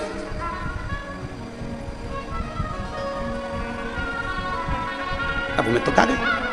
अब मुंह पे रुमाल रखकर बैठे हो, दांत में तकलीफ। अर्थात शिव महापुराण की कथा कहती है, मेरे भोलेनाथ मेरे वो घरदानी अमरनाथ जी की गुफा में कहते हैं बैठकर, पार्वती सुन, 2 पतवार से नाव पार होती है, उसी तरह दुख के साथ सुख है और सुख के साथ दुख है। एक पहले चलती फिर दूसरी चलती, फिर एक चलती फिर दूसरी चलती। सुख आएगा दुख आएगा, सुख आएगा दुख आएगा, सुख आएगा दुख आएगा, और अंत में मंजिल तक पहुंच जाओगे। बस तुम्हारी नैया पार, भटकना नहीं है।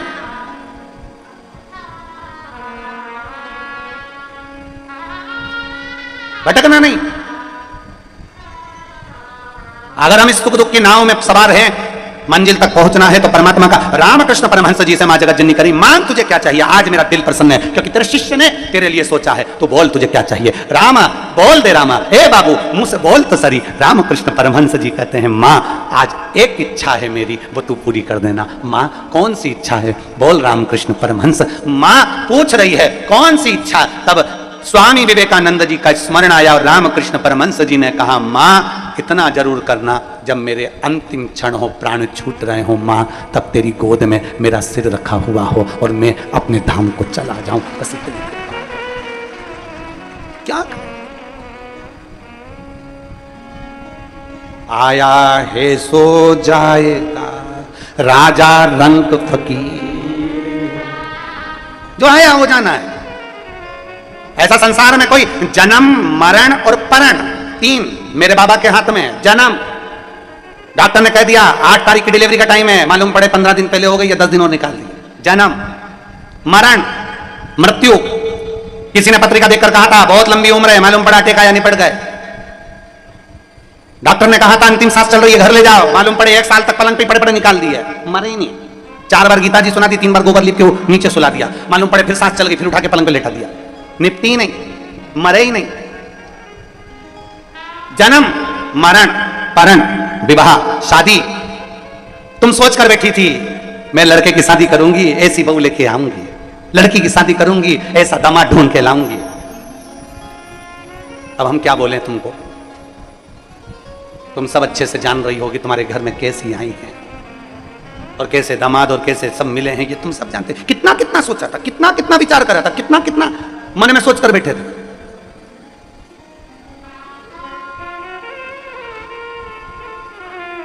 पूर्ण करने वाला देवाधिदेव महादेव। जन्म, मरण और परण तीन मेरे महादेव के हाथ में है। कब जन्म होना है, कब मृत्यु होना है, कब शादी होना है, ये महादेव जानते हैं। तुम कितना ही विचार कर लो, यहाँ जाऊंगी ये पूजन करा दूंगी, वहां जाऊंगी वो पूजन करा दूंगी, जल्दी से ब्याह हो जाएगा, ऐसा कर दूंगी वो ब्याह हो जाएगा, ऐसा कर लेंगे तो वो ब्याह हो जाएगा। सारी दुनिया का काम कर लिया, सब कुछ कर कर देख लिया, तब आखिरी में एक काम कर कर देखो, मेरे देवाधिदेव महादेव को एक लोटा जल चढ़ाकर अशोक सुंदरी का स्पर्श कर कर देखो, बाबा विवाह भी करा दे। एक पत्र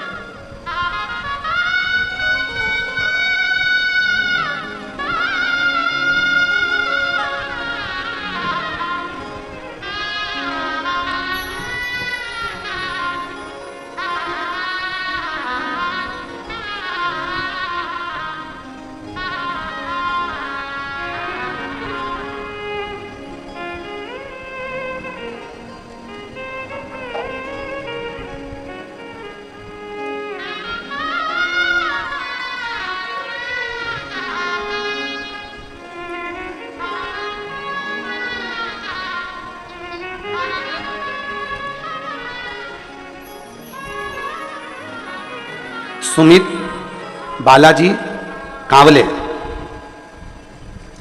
लातूर से हैं। कहीं बैठे हो तो हाथ हिला सकते हैं। आप ही हैं? श्री शिवाय नमस्ते।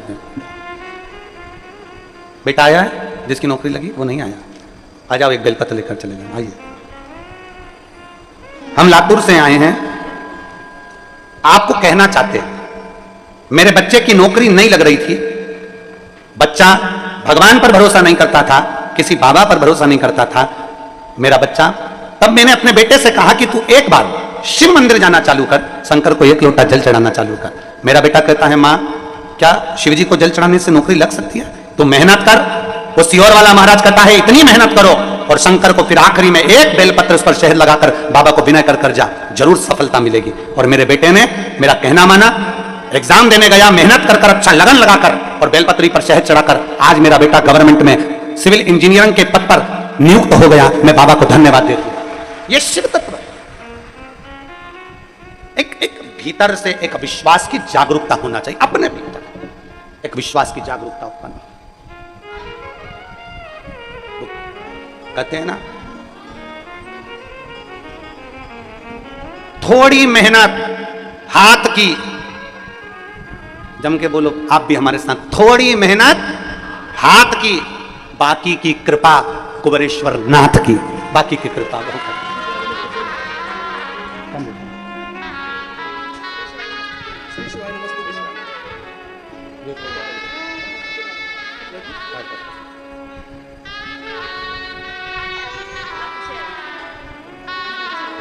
बधाई आपको। थोड़ी मेहनत, जम के बोलो जरा, हाथ की, बाकी की कृपा भोले नाथ। मेहनत आपको करना है, परिश्रम आपको करना है, संघर्ष आपको करना है, पर बाकी का जो संघर्ष करो, जो मेहनत करो, मेरे शंकर के भरोसे पर कर लो, फिर आगे बढ़ लो। मेरा भोलेनाथ आपका हाथ पकड़कर पार कर ही देगा। थोड़ी मेहनत हाथ की, बाकी की कृपा भोले नाथ की। बाकी की कृपा करने वाला वो भोले भंडारी है।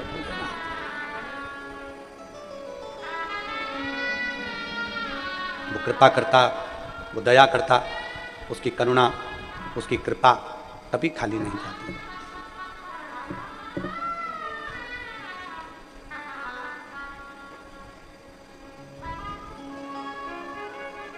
उसकी कृपा, मां इतनी करुणा जरूर करना कि अंत समय तेरी गोदी में निकले, ये कृपा है।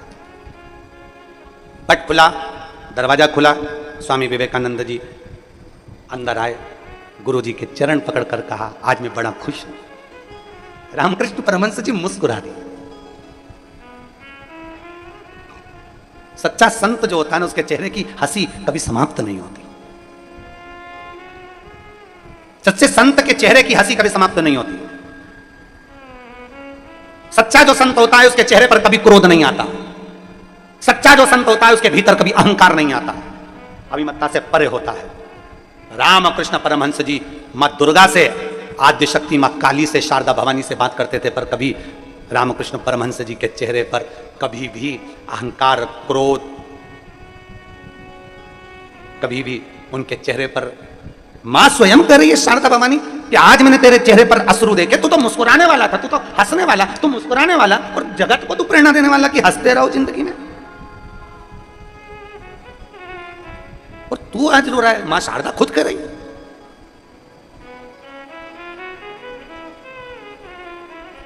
हे राम, तो आज रामकृष्ण परमहंस जी आज स्वामी विवेकानंद जी ने जैसे चरण पकड़े मुस्कुरा रहे हैं। नरेंद्र ने पूछा, स्वामी विवेकानंद जी ने पूछा, गुरुदेव आज मैं बड़ा खुश हूं। स्वामी विवेकानंद जी ने पूछा, क्यों आज इतनी प्रसन्नता तेरे चेहरे पर है? स्वामी विवेकानंद जी, नरेंद्र तेरे चेहरे पर इतनी प्रसन्नता है, किस बात की प्रसन्नता है? क्योंकि आज मेरे गुरु का रोग समाप्त हो गया, मुझे उसकी प्रसन्नता है। आज मेरे गुरु का रोग समाप्त हो गया, मुझे उसकी प्रसन्नता है। रामकृष्ण परमहंस जी मुस्कुराकर बोले, रे नरेंद्र, ओ नरेंद्र। रामकृष्ण परमहंस जी मुस्कुराकर बोले, मां आई थी, मैंने बात भी करी थी, और मैंने तेरा बोल भी दिया था, शिष्य के कहने पर यहां आया हूं। पर नरेंद्र, मैंने मां से अपने रोग की मुक्ति नहीं मांगी, मैंने मां से केवल मांगा तो इतना मांगा कि मेरी दुख की घड़ी में तेरा भजन करता रहूं और वो दुख मुझे याद ना आए, बस इतनी कृपा कर देना। ऐसा कौन जिसके जीवन में दुख ना आए? ऐसा कौन जिसके जीवन में तकलीफ ना आए? ऐसा कौन जिसके जीवन में कष्ट ना आए? तुम कितना बड़ा भी अगर मिनिस्टर है, कितना बड़ा भी मंत्री, संतरी, कलंतरी, कितना बड़ा भी पदाधिकारी, चाहे वो बड़े से बड़े औहदे पर बैठा हो, चाहे वो कलेक्टर हो, एसपी हो, चाहे वो आईएएस ऑफिसर बनकर बैठा हो, चाहे कितने बड़े भी औहदे पर बड़े से बड़ा ऑफिसर बनकर बैठा हो, चाहे बड़े से बड़ा मिनिस्टर बनकर बैठा हो, चाहे एक छोटे से छोटा गरीब से गरीब व्यक्ति से लेकर बड़े से बड़ा साधु संत सन्यासी तक क्यों ना है, उसकी जिंदगी में भी दुख आता जरूर है। क्योंकि जो जन्म लेता है उसको दो पतवार पकड़ा कर भेजा जाता है, दो हाथ देकर भेजा जाता है कि ये दो पतवार सुख और दुख की है, इस पतवार से तुम्हें पार होना है। सुख भी आएगा, दुख भी आएगा, सुख में भूलना मती और दुख में शंकर को कभी भूलना मती, बस इतना याद रख।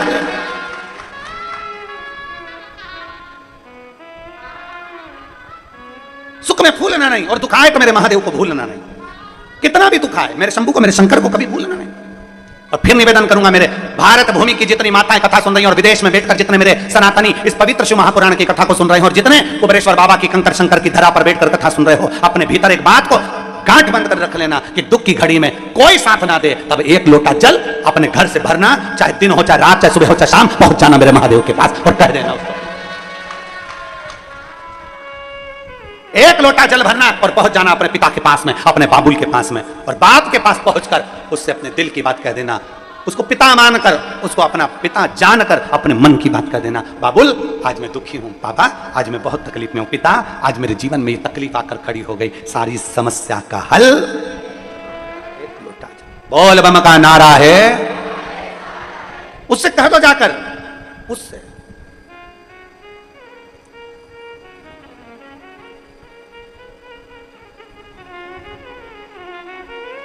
और जब कहोगे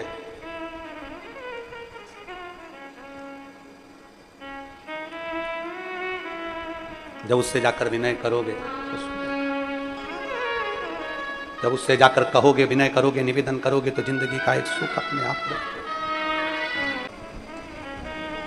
आपने कई बार देखा होगा, हमने अपनी व्यासपीठ से भी कई बार कहा, और कोई अगर मिलने भी आता है तो हम अपना चरण कभी माताओं से छूने नहीं देते, क्योंकि हम उनको कहते हैं कि तुम हमारी जीजी हो और हम तुम्हारे भाई हैं, और भाई के पैर बहन पड़े, ये कहां की रीति है? हम तुम्हारे चरण पड़े, पर निवेदन है कि मेरी जीजियां कभी हमारे चरण ना पड़े। जीजियां तो अपना हाथ ऊंचा रखकर अपने भाई को केवल आशीर्वाद देती है।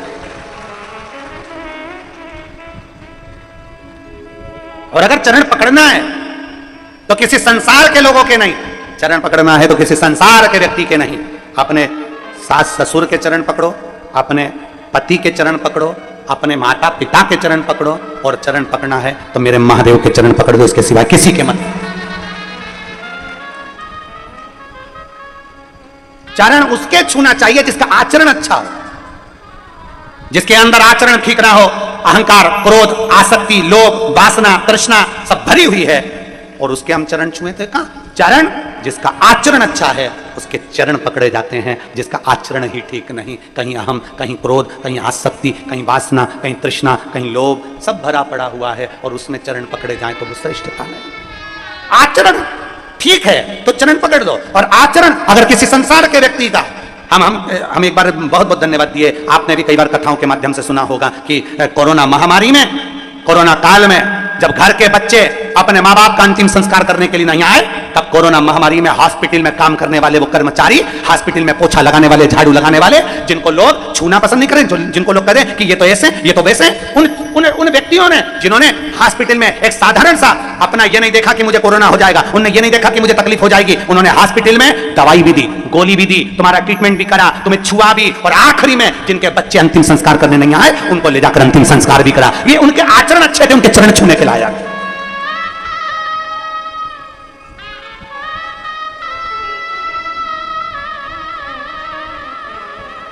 जिनके आचरण ही अच्छे नहीं उनके क्या चरण छुए? अरे हॉस्पिटल में जाओ तो सबसे पहले बस सेवादारों को धन्यवाद दो कि तुम इस हॉस्पिटल की पूरी सफाई करते हो। हॉस्पिटल में जाओ, चिकित्सालय में जाओ तो उन सेवादारों को धन्यवाद दो कि तुम हॉस्पिटल में सफाई करते हो। जिस रोड पर कोई घूमना पसंद नहीं कर रहा था कोरोना महामारी में, उसमें पुलिस प्रशासन का एक एक कर्मचारी चौराहे चौराहे पर ड्यूटी दे रहा था। क्या उनके बच्चे नहीं थे? क्या उनकी पत्नी नहीं थी? क्या उनके माता पिता नहीं थे? पर एक एक पुलिसकर्मी ने चौराहे पर खड़े हो होकर सेवा दी है। धन्यवाद देना उन पुलिसकर्मियों को जिन्होंने अपनी ड्यूटी को सही मायने में निभाया है। साधुता इनको दीजिए। जिसका आचरण ठीक ना हो उसके चरण भी मत छुओ। व्यासपीठ भी ये कहती है, आप आचरण अच्छे नहीं है चरण ना छुए। जिसका आचरण अच्छा है उसके चरण पकड़ लीजिए, उसके चरण पकड़। अपने अंदर अहंकार इतना भर लिया, अपने अंदर क्रोध भर लिया, अपने अंदर आसक्ति भर ली, अपने अंदर तृष्णा भर ली। एक बच्चा अपने दादाजी से पूछा, दादाजी ओ दादाजी। दादाजी बोले, हाँ रे बोल बोल क्या रे? तो दादाजी से कहा, दादाजी पापा जब भी ड्यूटी पर से आते हैं तुम अपना लेक्चर देना चालू कर देते। पापा ड्यूटी पर से आए और तुमने अपना लेक्चर देना चालू कर। दादाजी ने कहा, मैंने क्या लेक्चर दिया रे? अपनी बाप की वाणी बोल रहा है एक, तू भी अपने बाप पर गया। तो पोता बोला, बाप पर तो जाऊंगा, उन्हीं की तो औलाद हूं।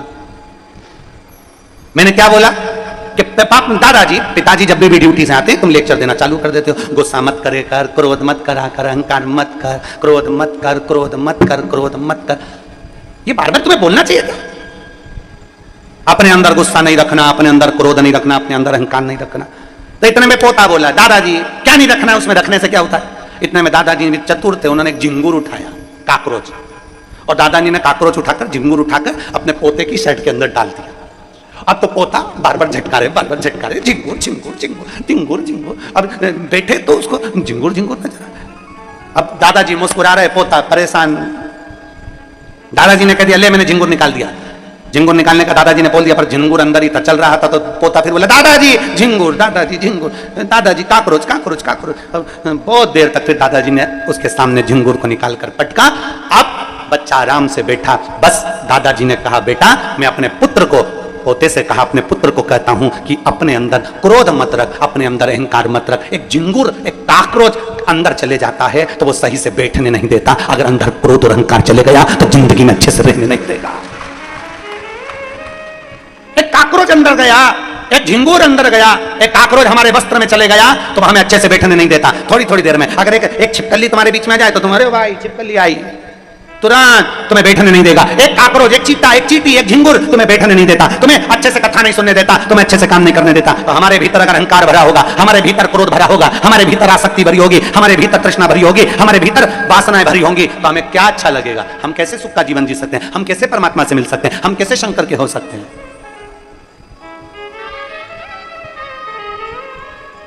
कैसे?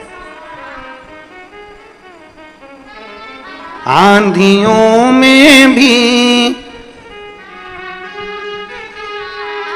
बाबा ये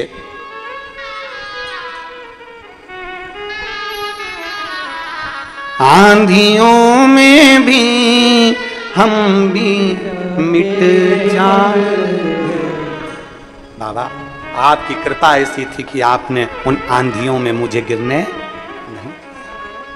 नहीं दिया। ये तेरी कृपा है, ये तेरी करुणा है, ये तेरी दया है, तेरी दया। एक बहन पत्र लिख रही है, डमरू भी भेजा हो। मेरा नाम सरिता बाथम है, मैं इंदौर से आई हूं, मेरा मोबाइल नंबर ये है। कहीं बैठी है सरिता जी? अगर कहीं बैठी हो तो हाथ हिलाइएगा। मेरा नाम सरिता बाथम है, मैं इंदौर से आई हूं, मेरा मोबाइल नंबर ये है। दोनों हाथ हिलाओ। हाँ दिख गए, ठीक है, ऐसा हाथ हिला दो।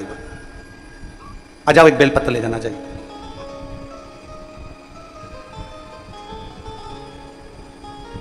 बहुत अच्छी बात लिखी है, पहली लाइन तो बहुत अच्छी लिखी। गुरुजी आपको आपकी बहन का प्रणाम और मेरी जीजियों का प्रणाम मेरे सर माथे पर हो। 7-8 पंडाल में बैठकर मैं कथा सुन चुकी हूं गुरुजी। पक्षियों को दाना देना, पौधे लगाना, बस ये काम करती रहती हूं। 15 सालों से निरंतर पशुओं की सेवा करना। कोई का पशु का एक्सीडेंट हो जाए तो उसको संभालना, भोजन, पौधा लगाना, पक्षियों की सेवा करना, यह करती रहती। पर मन में एक ही कमी थी, वो किसको कहूं? गुरुदेव मेरा मकान नहीं था, अब मैं कहूं तो किससे कहूं? अब आपकी कथा ने मुझे बल दिया और आप कहते हो कि कोई लेट बनता है, कोई जल्दी बनता है, शिव को जल चढ़ाने वाला एक दिन से जरूर बनता है। मैंने भी सोच लिया कि अब शंकर के मंदिर जाना है, जल चढ़ाना है, सेवा करना है, और बाबा की कृपा से वही सेवा में लग गई। और ऐसी कृपा मेरे बाबा ने कर दी कि मुझे अपने खुद के एक मकान में मेरे बाबा ने मुझे विराजमान कर दिया। अब एक ही आस लगाकर बैठी हूं, आप कृपा करेंगे तो जरूर मेरी आस पूरी होगी। अब कहीं नर्मदा जी के किनारे पर आपकी एक कथा जरूर करवाना चाहती हूं, बस ऐसी कृपा हो। हम तो हमारी बहन से कहेंगे, जी जी कथा करवाने वाले पिताजी जिस दिन बेटे को आज्ञा कर देंगे तो बहन के घर पहुंच जाएंगे, उसमें क्या चिंता का विषय।